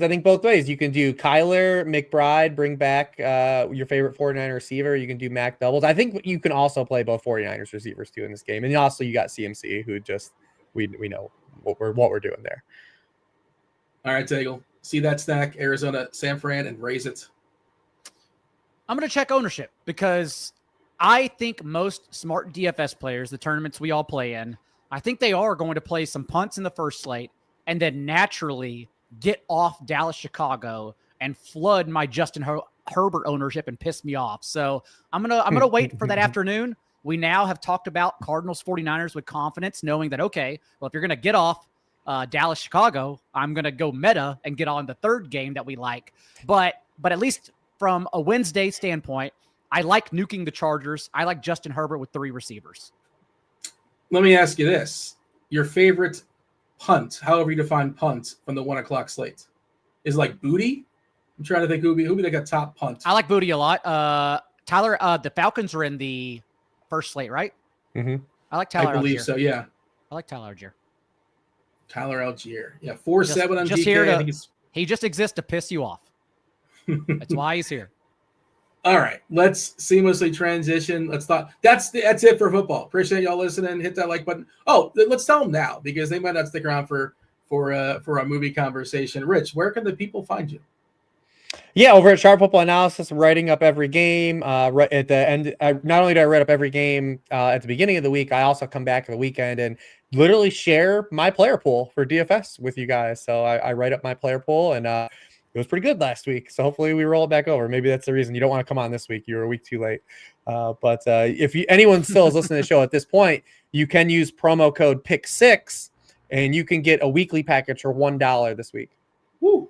There you go. It's a pretty sweet deal. Daigle, what do you got? EstablishTheRun.com, where I have Discord chats for all those season-long questions you see in our Pick 6 chat. Tuesday at 6 p.m. Eastern, Wednesday at 5 p.m. Eastern. And then also I do a new mailbag show Friday afternoon where I take the leftover questions and I answer them for all subscribers. So you can go there, plus the waiver wire column, the rest of season 150 stuff. There's a lot going on over there for season-long bros. You can get all your season-long questions answered 3 weeks in advance by John Daigle. He's happy to answer those for sure. Let's go ahead and bring on producer TJ. I assume Rob is waiting in the wings as well. I know TJ is here. Here's TJ. Here's Rob. Rob, what's up? How are things? I don't know if you've been listening in, if you've been able to chime in and listen. Do you have any general thoughts? I know you know your football as well. General thoughts as far as week 3? So I listened to this show the following day. While Oh, I'm okay. usually that's how I do it. But yeah, I've looked through this slate a little bit. I've mostly been doing my Survivor research early for this week. We started doing Survivor content over at Spike Week. I'm on Seattle pretty heavily this particular week, as I think ownership's going to flood Buffalo tomorrow. Oh. And the other fun thing is this is a week, if you played the weeks 1 to 4 contest on Underdog for a best ball, it is the semifinals, so you can get a team into the finals this week. So we got Do 4 you shots have a on team goal. in the semis? Yeah, I got 4 of them in there, so we're hoping to get one through. It's one out of every. It's a 4-man pod, and No rookies, right? That was your strategy, is basically to get off the guys who everyone's panicking about right now. well, rookies. Some early rookies. It's layered, obviously, but I had a lot of Io Mana and Horton and stuff later. So like late rookie wide receivers. I thought the Hendersons and the Harveys were a little harder to click the button on in this tournament. And you were right. Yeah, Javonte Williams was like my number 1 pick player in that tournament. So we crushed. Sometimes you just know, man. Tet looks like he's going to be legit. Yeah, it looks like Carolina picked a good one. Just 2 games in. I His don't know if you have him on your catalog of team. catches that don't count is stacking up to be pretty immaculate. It's like the reverse DeAndre Hopkins, where Hopkins is only doing highlight catches. Yeah. It's doing only ones that don't count. He had that one out of bounds last week. That one, like the snag that was left-handed. It's like, what the hell, man? It's Matthew Golden versus Ted McMillan air yards to actual yards ratio competition. whereas the opposite spectrum of catches that he shouldn't catch but will, that's Isaac Tesla's statistic. Yes. There you go. That was going to reference Tesla. You beat me to it. TJ, bringing him in as well. All right. So that's it for football. Appreciate you listening. Hit that like button, subscribe, turn on notifications, come back for week 4. If you don't know, we talk a little bit of movies. We run a little contest. I won the contest week 1, so I assigned the group Friendship. We're going to talk about Friendship. Rich is also going to assign us a movie to watch for next week, which we'll discuss next week, and he'll tell us that momentarily. But first, let's discuss Friendship 2024, Friendship starring Tim Robinson and Paul Rudd. You may know Tim Robinson from such things as, well, he was on SNL years ago, but he was also, he's still on I Think You Should Leave on Netflix. The synopsis is very, very brief. Sometimes you get really, really long synopsis. Synopsis? Yeah. On IMDb, it just says, a suburban dad falls hard for his charismatic new neighbor. There you go. And Rotten Tomatoes basically says the same thing. Suburban dad Craig falls hard for his charismatic new neighbor as Craig's attempts to make an adult male friend threaten to ruin both of their lives. All right. Who's most? I bet Rob has the biggest, hottest take right out the gate. So I'm gonna have Rob open it up. How did you feel about 2024's Friendship? So we will spoil this movie for those of you who haven't seen it. This is a spoiler review, so keep that in mind as we go through it. I don't think I'll have the hottest take. I think my take might probably be very lukewarm on this movie. So I like Tim Robinson, and I Think You Should Leave, and I like him in that element in a sketch show. I don't know if I can do a full Tim Robinson movie quite a lot. I think it's just because he's funny when he does a certain thing, and he does it great. There's some sketches on I Think You Should Leave that I absolutely love. That like Coffin Flop is one of my favorite. The Haunted House, like all of that stuff is really good, but trying to stretch a full movie around it, it has its moments, but I felt unfulfilled, which is unfortunate overall. So like I have some scenes that I did enjoy. There's one that I do want to talk about, but I'm very lukewarm on this movie, probably compared to some of you guys. Rich? Yeah, I'm in lockstep with Rob. Well, first off, if you don't like Tim Robinson, his comedy at all, like you're gonna hate this. You'll hate this. Oh, you'll hate it completely. Yeah, absolutely. See, I like Tim Robinson like Rob does, but the problem is like this was like had some really good bits like that was like if in a sketch, but when you extend it out to like a full length movie, his character just becomes unbelievable as like a person, and that's and that's what kind of takes me out of it like for moments in the movie. Like when you think of like that that like awkward kind of comedy, like, you know, you think like Larry David, right, is like the master of it. But like Curb was always so good at just towing that line of like where Larry was still a believable human. And like there's a point in this where I think his character's named Craig, right? It's Craig. And it's just like there's parts of the movie where like this dude's not a real, like, this is not a real person. Like, and it takes you out. Those moments really remove me from the movie. But there's bits I like, there's lines I like, but it feels like something that was like just like an extended sketch. And then like the movie also like it's ramping up to get somewhere, but has nowhere to go. And like that, it just kind of falls flat like the last third. Yeah, only an hour and 40 minutes, and it felt like it did feel like it probably could use a little trim as well. Like they're kind of running out of stuff. Hour and 40 minutes, and you guys cannot, uncomfortable, sort of cringy, offbeat. I think sort of Michael Scott a little bit from The Office. Cable Guy. It also reminded me a little of Cable Guy. If you like the Cable Guy, it's sort of in that vein. The Cable Guy is a better version of this, is what I would agree. say. So it actually is. Enough, it is. What it reminded me of is, speaking of Michael Scott, speaking of Paul Rudd, have either of you guys seen Dinner for Schmuck? Any of you guys seen Dinner for Schmuck? Yeah. That's exactly what it reminded me of. And I remember watching, and I'm like not a fan of cringe comedy, really. Like The Office doesn't really bother me, except for like Scott Tots, and like some things are like, oh god, this is horrible. It's a great episode. But Dinner for Schmucks, I just hated. Like I hated the level of like cringe comedy in it. And I didn't hate this movie, but I definitely didn't like it. It wasn't for me, the comedy style. There were some, like you guys said, some funny lines and some funny bits, but there were so many things that like, there were jokes that I was expecting payoffs for later down the line that just didn't come. Like from the, why do you guys mouth kiss like that? Like I initially thought that was like a stepson at the beginning, and that was coming back to like, he's such a loser. Even his stepson like kisses his wife better than he, like something like that. And it was just like, there were so many individual jokes like that I was expecting a callback to and didn't get. And then I also felt like this movie had things to say, but just didn't get there. Like there was something with, Craig thinks Paul Rudd's, what's his name? Austin is so cool and he wants to be him so bad, but yet Austin is petrified about people finding out that he wears a toupee. And like, so like, there's something there of like, we are all, whether it's growing up in high school or when you're looking for friends in your 30s, whatever it is, it's like, we all think other people have it together way more than they really do. And we're worried about our own flaws and how other people will see them. And in reality, everyone else is also just worried about their own flaws and how they're going to see them in social settings. And so it felt like there was something there, but that just wasn't really fully explored. And so like, I love Paul Rudd, so that was kind of like the redeeming factor. But other than that, movie wasn't really for me. Yeah, I think they were trying to talk about like adult male loneliness. I think that's what they're trying to tap into if there was a message. I think that's what they're getting at. And as far as the kissing thing, maybe you guys, I thought it was just like, just to show this is how pathetic he is. Even his own son or stepson is getting more off his wife than he can get off his wife. And they referenced that, I think, in the very first scene, how she wasn't satisfied, which was pretty well shot too. I like the way they kind of zoomed out. That was well directed. Daigle, you've been quiet. What do you got here as far as friendship?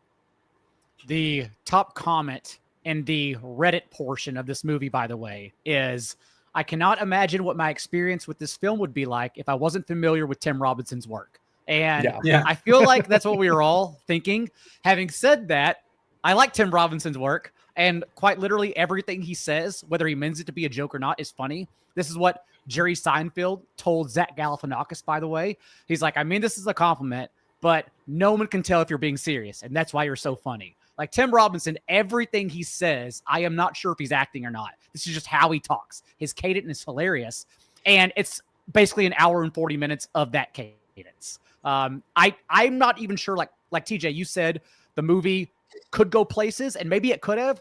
I'm not even sure that's the point of this movie. Like, I don't know if they made it thinking we want it to go places, or if they just wanted it to be funny for an hour and a half, because that's definitely what it feels like with that flat ending. So I enjoyed it for what it was. It's not going to change my life, but I still laughed a lot at it. I guess that's where I differed, is the comedy didn't hit for me. And so it was just like an hour 40 of I'm waiting for something, and it just didn't satisfy. Well, TJ, were you familiar with I Think You Should Leave? Were you aware of Tim Robinson's work? Yeah, and like hit or miss for me. Like depends on specific. And it was kind of what I can't remember if it was Rob or Rich was alluding to earlier, where it was like it felt like certain sketches within the movie I liked and thought were funny. Just a full movie of only that was just too much. You talked about several like setups, but didn't really pay off. Did I miss it? Was there any payoff to Ocean View Dining, or they just kind of referenced that a couple times and that was it? It just kind of went away. I think that was just the joke, was that he buys his clothes at a diner. Like, let me ask. That's TJ. one of the best lines. He just goes, and they have food too. It was good. Let me ask TJ. Were you mad at the meta commentary of the Marvel movies throughout the movie? I thought that was one of the funnier bits. It was good. Yeah. Oh, the Marvel. The new Marvel. This is a non-Marvel spoiler room, right? Is that what the reference?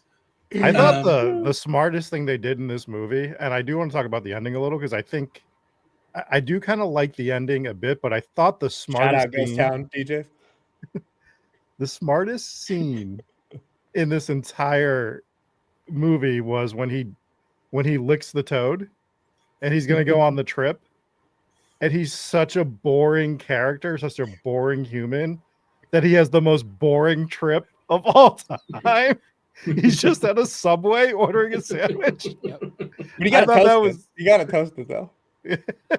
Are you guys surprised that Subway signed up for it? Like they had to get permission, and Subway's like, "Yeah, sure, put us in. Throw us." Is this good publicity for Subway? I actually read, because I was so curious about that scene. I actually went and read a interview with the director about it. Yeah, what they said. He wrote it as Subway because people thought it was like a product placement thing. And he wrote it as Subway, expecting to go to Subway and them saying no to the scene. Sure. And him having to change it to like generic sub shop number 3 or whatever.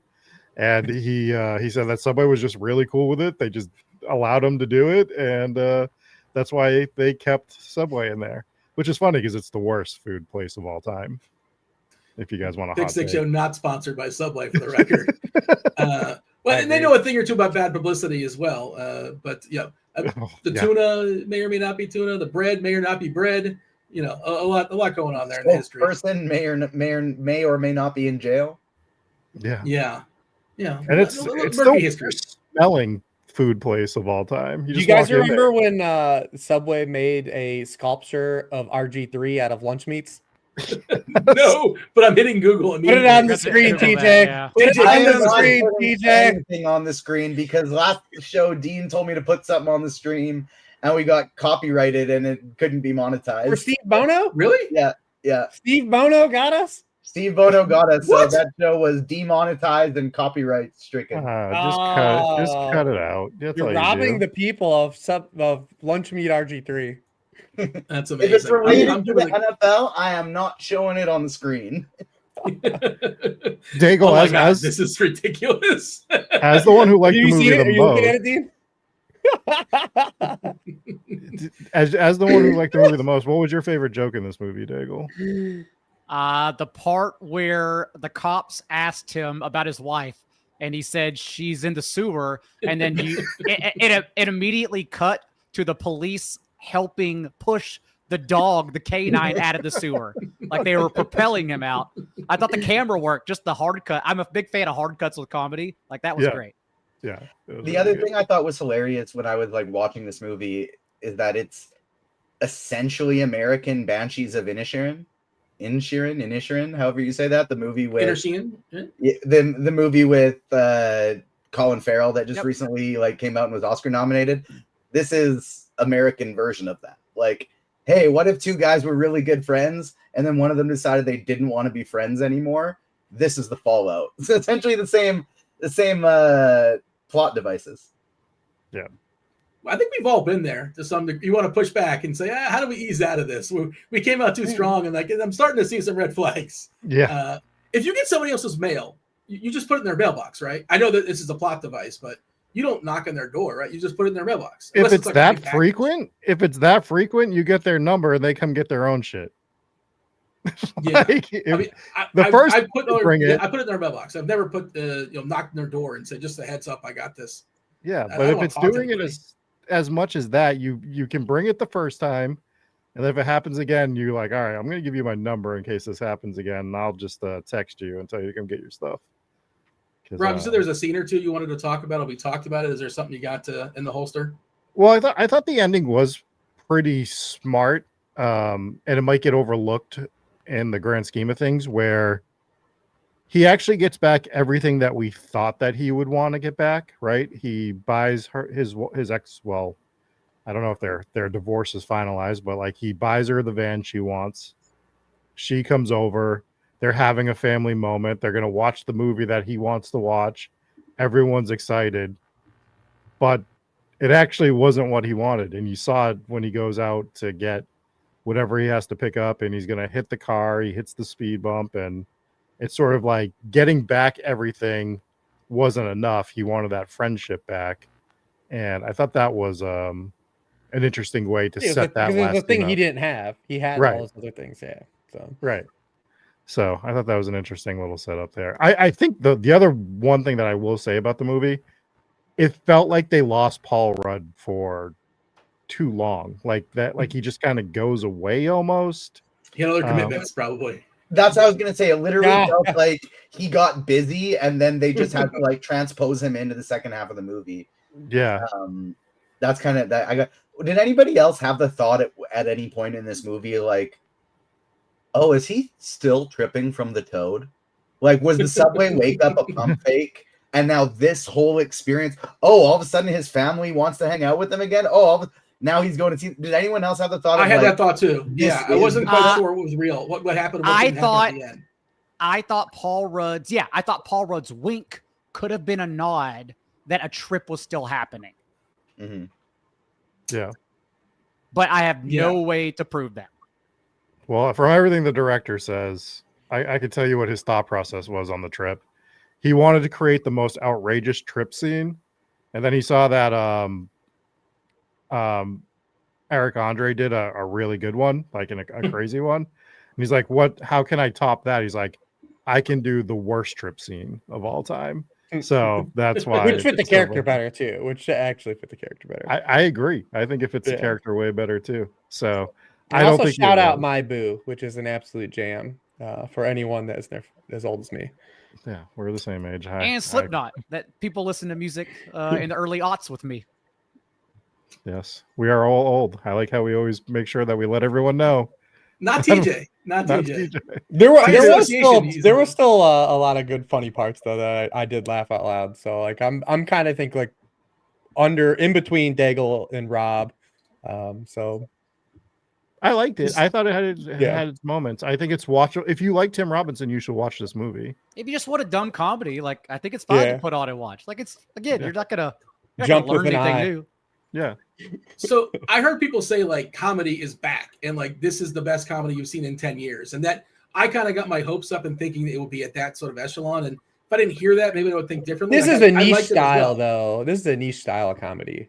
Yeah. Yeah. I guess I expected it to be better because it was hyped up. But like, TJ, speaking of things, you said that you're talking about the so-and-so, are you expecting this? You remember he was Tim Robinson, his character was working with the mayor. And the name of Paul Rudd's band was like F that guy. Yeah. I thought like to sort of like win back his friendship, he would do something publicly, like to purposely destroy the mayor's campaign.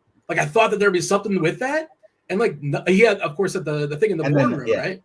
But like that wasn't anything that Paul Rudd was aware of. I thought he was gonna like publicly shame the mayor to sort of like win back Paul Rudd. I'm like this is obviously that's what's gonna happen here. That's the setup. And I was way wrong. I don't know if that was ever an intent or just like a weird coincidence. But Paul Rudd's band's name was F, the name of the mayor. I can't remember his name. But I don't. Did anybody else think that, or that was just me? I had the same thought. Okay. Or at least some kind of follow up to that story thread.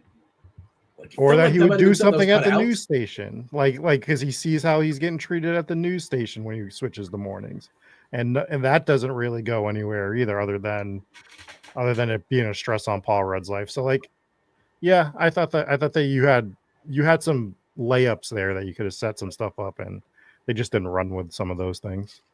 Rich, what was the least realistic thing you said? He doesn't act like a human. Is it probably the boardroom situation or the gun situation? I mean, there's There's several. Yeah, like all of those. I mean, in like his like him and like Kate Mara is just real out of place in this movie. Like it was just really hard like to see like her fit, like her casting for this too, like to play off of him. It was weird. And I know that they tried to write in like, all right, well, the reason they're still together is because she had like he stuck with her while she had cancer, like at the beginning. But like it's just so poor, like the stuff with the boyfriend and stuff. Rob said, "What's the best bit?" The best bit is that dude in the like the friends when like they come home and she comes home from being in the sewers and everyone's standing in the chair and the dude gets up and he's like, "We should never left Afghanistan." I died at that part. So I don't know why we ever left. Like, I was dying. I think there's an alternative cut of that too, where they're like in the garage. I don't think it was in the version I watched, but he's wearing the Vietnam hat. And he's like, "Did you serve?" And he's like, "No, just a fan." He just takes out. It's like, you're a fan of Vietnam? We're gonna go ahead and put a score on this in just a second. First, we got to play the Rotten Tomatoes and the IMDb game. Rich, you're gonna go first. Let's go Rotten Tomatoes first. Tell me both the critics and the audience score.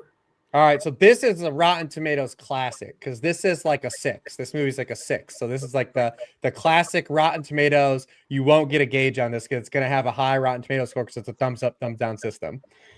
It's got like, it's be like 85%.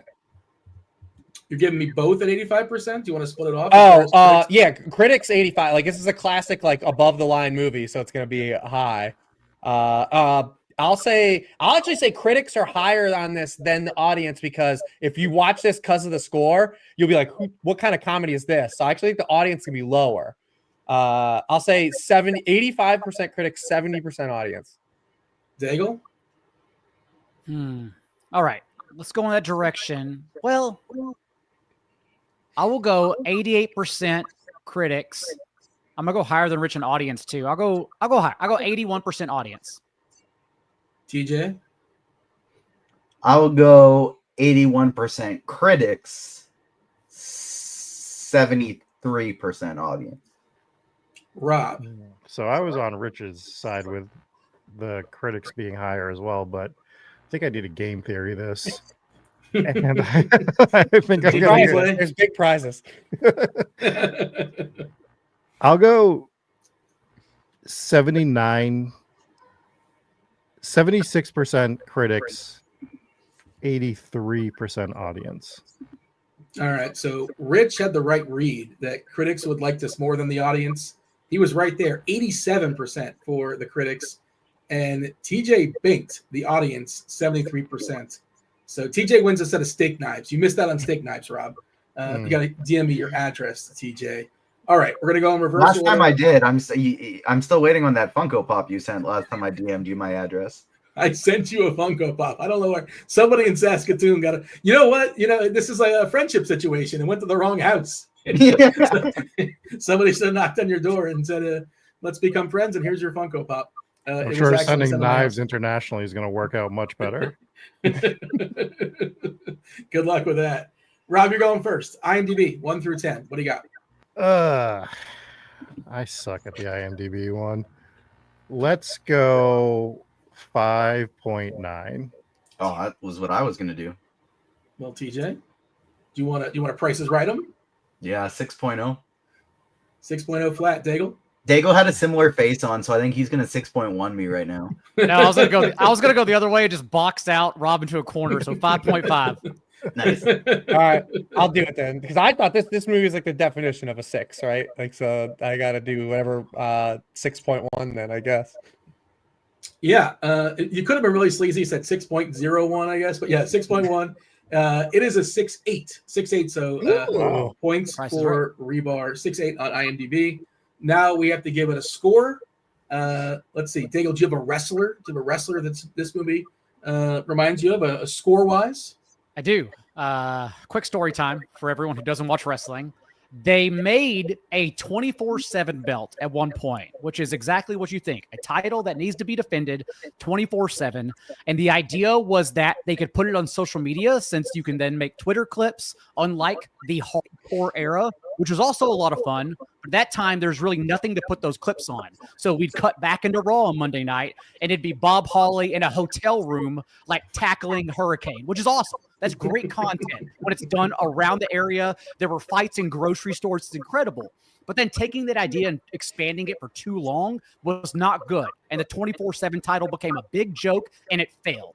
So I say all that to say that Ron Killings, a.k.a. R-Truth, is the best comedy wrestler of all time, arguably. And he has amazing bits that include even coming out for the Royal Rumble at one point, and then Kane, who was the GM at one point, like stopped the match and said, Ron, you're not in this match. And then he looks up and goes, my bad. And then he got out of the ring. Like there's a lot of funny things that R-Truth did.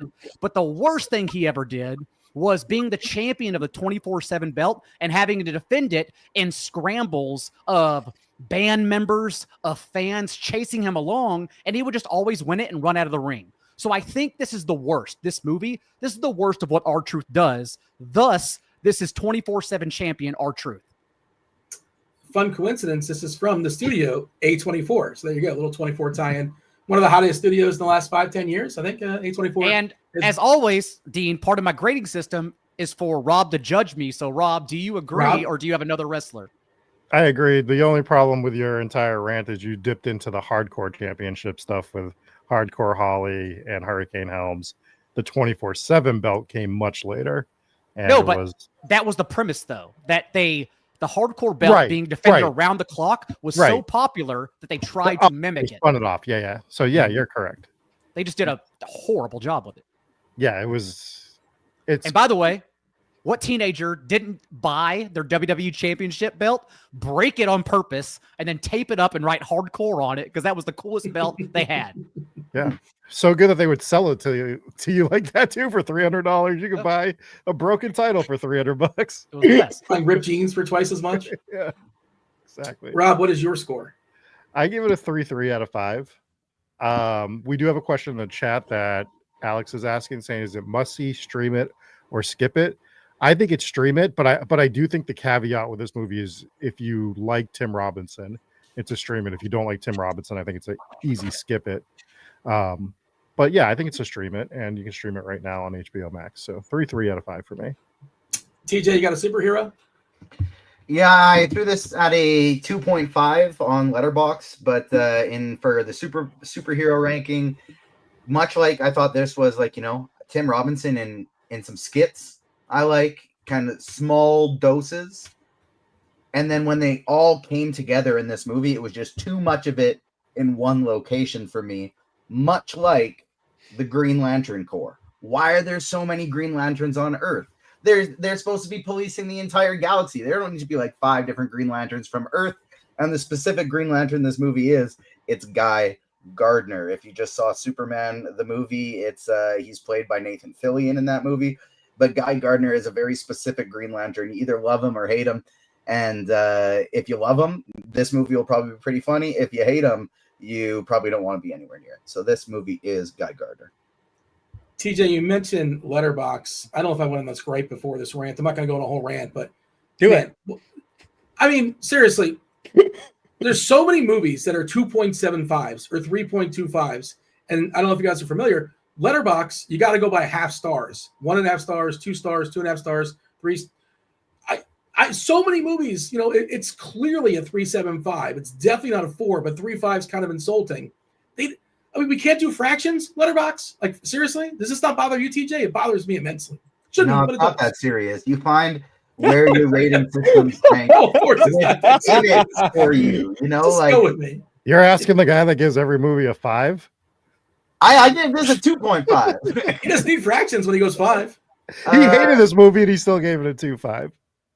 Because I appreciate what it was for. Like, I know that because the comedy didn't land for me, I think it's worse than it actually is. And so that's where the 0.5 came from. Yeah, so I want to kind of give it like a 2.75 on Letterboxd, but I also want to, you can't do that. And I want to round up because I want to support R-rated comedies. So I'm going to give it an artificial bump. I mean, I want more stabs at this. Give me as many R-rated comedies as possible. We've seen so few, so I want to support this. And I think partially, subconsciously maybe, people sort of like fudged it and said this is one of the greatest comedies we've seen in so many years because a lot of people are rooting for this to be kind of coming back, and we're just not seeing so many. Rich, you got to tell us a movie to watch, but first you have to give us a score. Give us a tight end. What do you got? In honor of Paul Rudd, who's a big Kansas City Chiefs fan, and I don't know if this is still true because I haven't watched Hard Knocks in forever, but for a while, he was the answer to a trivia question. He was the only person that narrated a Hard Knocks that wasn't Leaf Shriver. He did the Chiefs season. He was the only one outside of Leaf Shriver. I don't know if that's true now because I haven't watched him like the last 5 years, but for a while he was the one. But he narrated the Chiefs Hard Knocks season. I think it was like season 2 or 3, one of the early ones. But in honor of like a niche Chiefs tight end, because this is a niche movie, I'm going to go with a Tony Moyaki score here. Tony Moyaki, 2010 to 2015 was his career biggest season he had in Kansas City. He also played for Buffalo, Seattle, and Atlanta. He bounced around a lot. His 2 best seasons were his first 2 seasons in KC in 2010 and 2012. Maybe he got hurt in 2011. I don't recall. But he did have 556 yards for Kansas City, getting in the box 3 times. So shout out to Tony Moyaki. And they were tough because, you try to find a niche Chiefs tight end. And you could do like Blake Bell or like someone, but like they literally went from Hall of Famer to Hall of Famer though. Like they went from Tony Gonzalez to Travis Kelce. So like there wasn't a lot of middle ground. Like Packers quarterbacks, like for 20 years, 25 years, just sort of covered the same couple guys. All right. Shout out to Tony Moyaki. Rich, you won our contest. You have to assign a movie. You have to see Friendship and raise it. Oh, my score, I'll give it a 60 out of 100. 60 out of 100 for Friendship. I think you should see it. It's worth seeing if you like comedy, but I absolutely see why some people might absolutely hate it. I'm happy I saw it, though. Rich, what are we seeing next week? Yeah, and I want to keep it. It's early in the season. We want to stay energetic. So I want to start big, and this falls on a weekend where we've got 2 major streaming releases. So I'm going to put it in your guys' hands based on who's seen what. Because some of you people might have seen both these movies, but we're going to all watch them anyways. But we have a choice. We're going to whittle it down. We have Superman coming out this weekend on HBO, and we have 28 Years Later coming out on Netflix. So different genre stuff, but 2 movies that were big and they're big releases. They're going to be free on streaming starting this weekend. So who has seen both?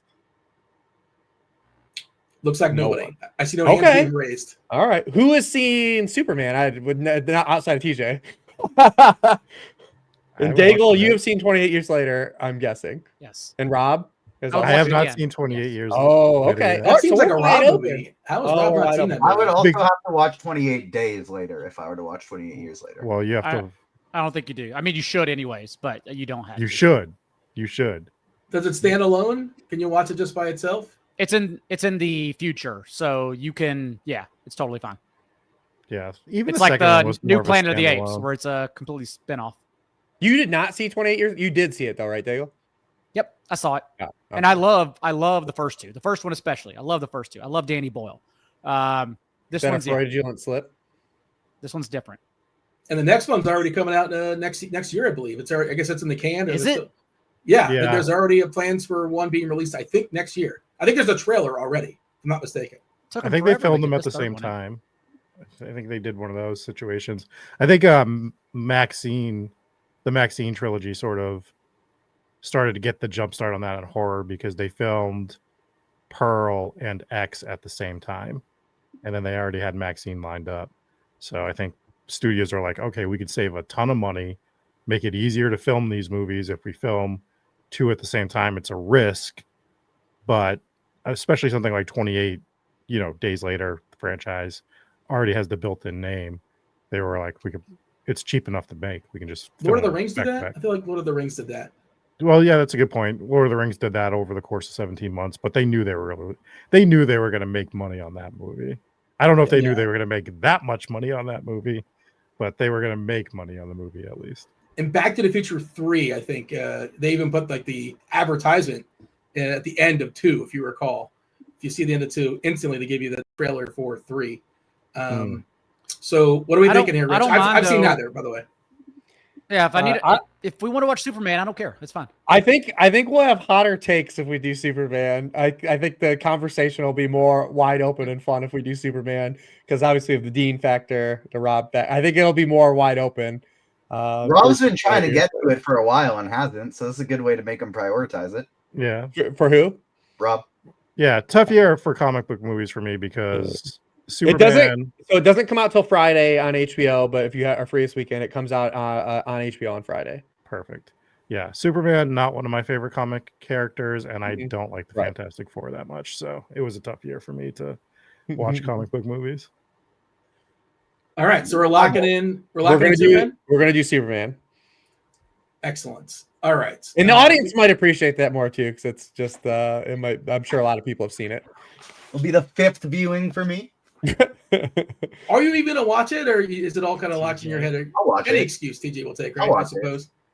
You'll probably pick up on something new. You might pick on something new the next time, the 4th time. But around. Just know, if I win another contest, we're watching Red 1.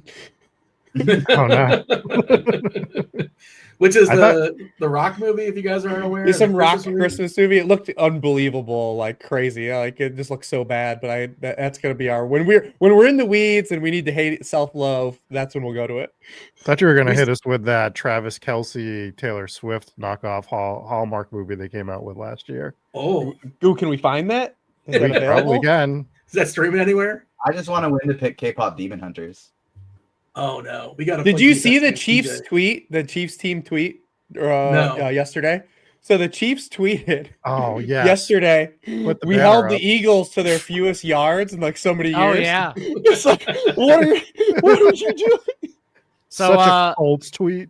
Which was worse, that Chiefs tweet or the Browns wishing Deshaun Watson a happy birthday? Oh, I didn't see that. I'm sure that comments were turned on. That's my favorite of like the last decade. What an amazing tweet. The Deshaun Watson one wasn't as bad as the Derek Carr one. Do you remember when the Saints still had Derek Carr rostered and his birthday happened in the offseason and they wished him a happy birthday? And the replies, dude, were because like you know what you're gonna get with the Deshaun Watson replies, dude. The Derek Carr happy birthday, it was the wildest thing, dude. Like, it was wild. Was Steve Smith the guy that came at Derek Carr? Is that who I'm thinking of? Who was the guy? Was there a receiver that came at him for the hospital balls? Okay, yeah. Was he in the comment section? Dude, the replies to the wishing Derek Carr, it was because it was a lot more nuanced than the you know what you're getting with the Deshaun Watson. We don't like him. We don't like him. But the Derek Carr replies are so good. He was kind enough to retire Carr, he's not getting paid, right? I don't think he's getting paid. Yeah, but he's already walking back on it because he got the money. Like we all know that was what that handshake was about. Yeah. Oh, is this a Kawhi Leonard deal? Is that what you guys are suggesting? Oh yeah. Is that what happened? Is this like walk away from that got hurt from a non-football injury, so they made a behind-the-scenes deal to make sure that they could both make the best out of the situation. This is not public knowledge. This is just like a conspiracy theory. It's definitely a conspiracy theory. That's true. It is. It is allegedly, a little, but it's very known that he got hurt on a non-football injury, and that's why he was going to be out the season. Interesting. I didn't know that. So is there a chance he just like pops up and unretires in 2 years? Is that something that he's already talking about it? He okay. I've been following it. There was like a thing last week of like him potentially coming back and playing. Oh my gosh, I was not aware. I'm gonna have to do it. Yeah, we know what it was about. All right, we held y'all for about 2 hours or so. If you stuck with us, appreciate y'all sticking with us. Hit that like button, do subscribe, do turn on notifications. Come back next week. You guys know Rich Hribar. You know John Daigle, Rob over there at Spike Week. TJ, tell the people where they can find you. Yeah, I can find I'm TJ_Zorich5 on all socials, but check out Agents of Fandom for all of my and many other brilliant people's movie and TV take. We've been really cooking and popping with stuff lately because we had some people at the Toronto International Film Festival where a lot of good movies premiered. So we just dropped a review for Wake Up Dead Man, the new Knives Out movie that's coming out this year. I got my review out for the whole season of Gen V, which just premiered on Prime Video today. Lots of new movies from TIFF, and then lots of all the brand new TV that's coming out. I just did my Only Murders in the Building review. I got an interview with the head of Marvel Television coming out next week. New 18+ rated Marvel Zombies television show that comes out next week. So lots of fun stuff in the world of fandom and outside of it that we're doing right now. TIFF is like a Canadian film festival, right? Yeah, it's one of the bigger worldwide film festivals. Yeah, I know. I've always seen it like in trailers. They say like nominated for something at TIFF or won something on TIFF. We got to work on a Robert Redford movie, by the way. Shout out to Robert Redford. Spectacular career. Maybe that'll be my next one. We'll figure out one of his best that we can talk about when we take. I feel like I saw this thing so long ago, and it's kind of hazy. So maybe that's what it is. Maybe I'll put this thing on layaway if I take one down. It's a gambling movie, so I imagine that we would be into it. Rob, I should let you give your proper goodbye and let the people know where they can find you. Oh, so we'll stick with football for now. I'll switch to Ghost in the next week or two, but go over to Spike Week. We are doing a bunch of in-season content as well. There's in-season drafts. We're mostly best ball, but we've just started doing survivor pool stuff, like I said earlier. And I've won 2 big survivor pools in the last couple years, so definitely. And we almost won one last year. What a heartbreaker that was. But yeah, so come check out Survivor Pool. It's really, we focus on the game theory. We don't just tell you to take the biggest spread. So go check that content out. All right. Appreciate y'all listening. Do check out and thank John Daigle for BTR, Rich Hribar, Sharp Football Analysis, TJ's Large. Remember, he just told you we'll have to find him. Rob, of course, Hometown Ghost Stories as well. I was Dean. Also for Tony Mayaki. Tony Mayaki, you got to shout him out. Additionally, and Derek Carr and all his money and all the conspiracies. Do win something this week. Come back for week 4. We're out of here. Oh!